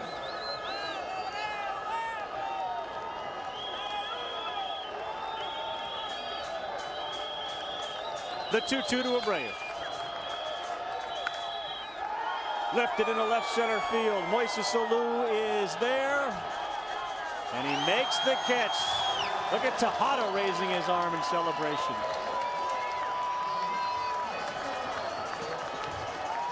Well, we talked about before, you play any type of all-star competition, you're going to love playing in that atmosphere as an athlete. And, this doesn't erase the Caribbean World Series outcome, but you can tell they wanted to win this game. And they're celebrating like they wanted to win this game. Absolutely. And you know, like I said, when you talk to the Venezuelan players, they knew the Dominicans were going to give them everything they had coming into this game today, and that's exactly what happened. I mean, these guys were relentless. I mean, they had an offensive onslaught against what we thought was the best pitching in the field, the Venezuelan team. And, you know, they did a job against Venezuela's best pitchers. Well, you saw an offense today in the Dominican Republic that was phenomenal. And there were some good signs on the Venezuela side also. Edgardo Alfonso had a huge game. I thought Beltre had a big game for the Dominican. Those two players kind of stood out for what they needed to do, come back off of last year's seasons that they had. Miguel Cabrera had a great game as well for Venezuela, and of course David Ortiz with his 2 home runs. Enormous. So the Dominican Republic has drawn first blood. They are now 1-0 in Pool D. You've got to win 2 games to advance to the second round, which is also a round-robin format, and then you get into the single elimination as we move towards San Diego in the finals on March 18th and March 20th. Again, Venezuela gets right back up, and they will play Italy tomorrow night. You see David Ortiz and others celebrating an 11-5 victory. So they went through Johan Santana, the Dominican offense. They went through Carlos Zambrano. Victor Zambrano got hit pretty hard. And then the deeper you got into the bullpens, that 5 runs in the 9th and the 4 runs in the 6th were really the difference. Well, you go into a game, Carl, you're facing a guy like Johan Santana. You want to draw first blood. And you know, the Venezuelan pitching was talked about. David Ortiz said, you know what? I'll show you we can score off these guys. Let me get this thing going. And he hit the home run the second inning and basically opened up the floodgates for the Dominican offense. I was impressed with the quality of play. You know, obviously guys are still not at top game condition, but I think the crowd really made this a better game than it actually was, because they brought such a flavor and an excitement to the game that had not been experienced here, particularly at Disney here in Orlando. And you have to remember too, now, just because this is early in the year, these guys are still nervous. These guys are veteran all-star players. You're still nervous when you're playing the first few innings of this game, and it showed. Edgardo Alfonso made the mistake. Santana made some mistakes, but overall it was a great play game. It was fabulous. Thanks for watching ESPN's coverage of the World Baseball Classic. The heroes will continue to be on display, ESPN and ESPN2. For Harold Reynolds, John Kruk, Peter Gammons on the field, and all those who helped make it possible, we're at Disney's Wide World of Sports. The Dominican win the first game 11-5. This is a presentation of ESPN, the worldwide leader in sports. For more, log on to ESPN.com. Stay tuned now for Rome is Burning coming up next, and the United States playing on ESPN2.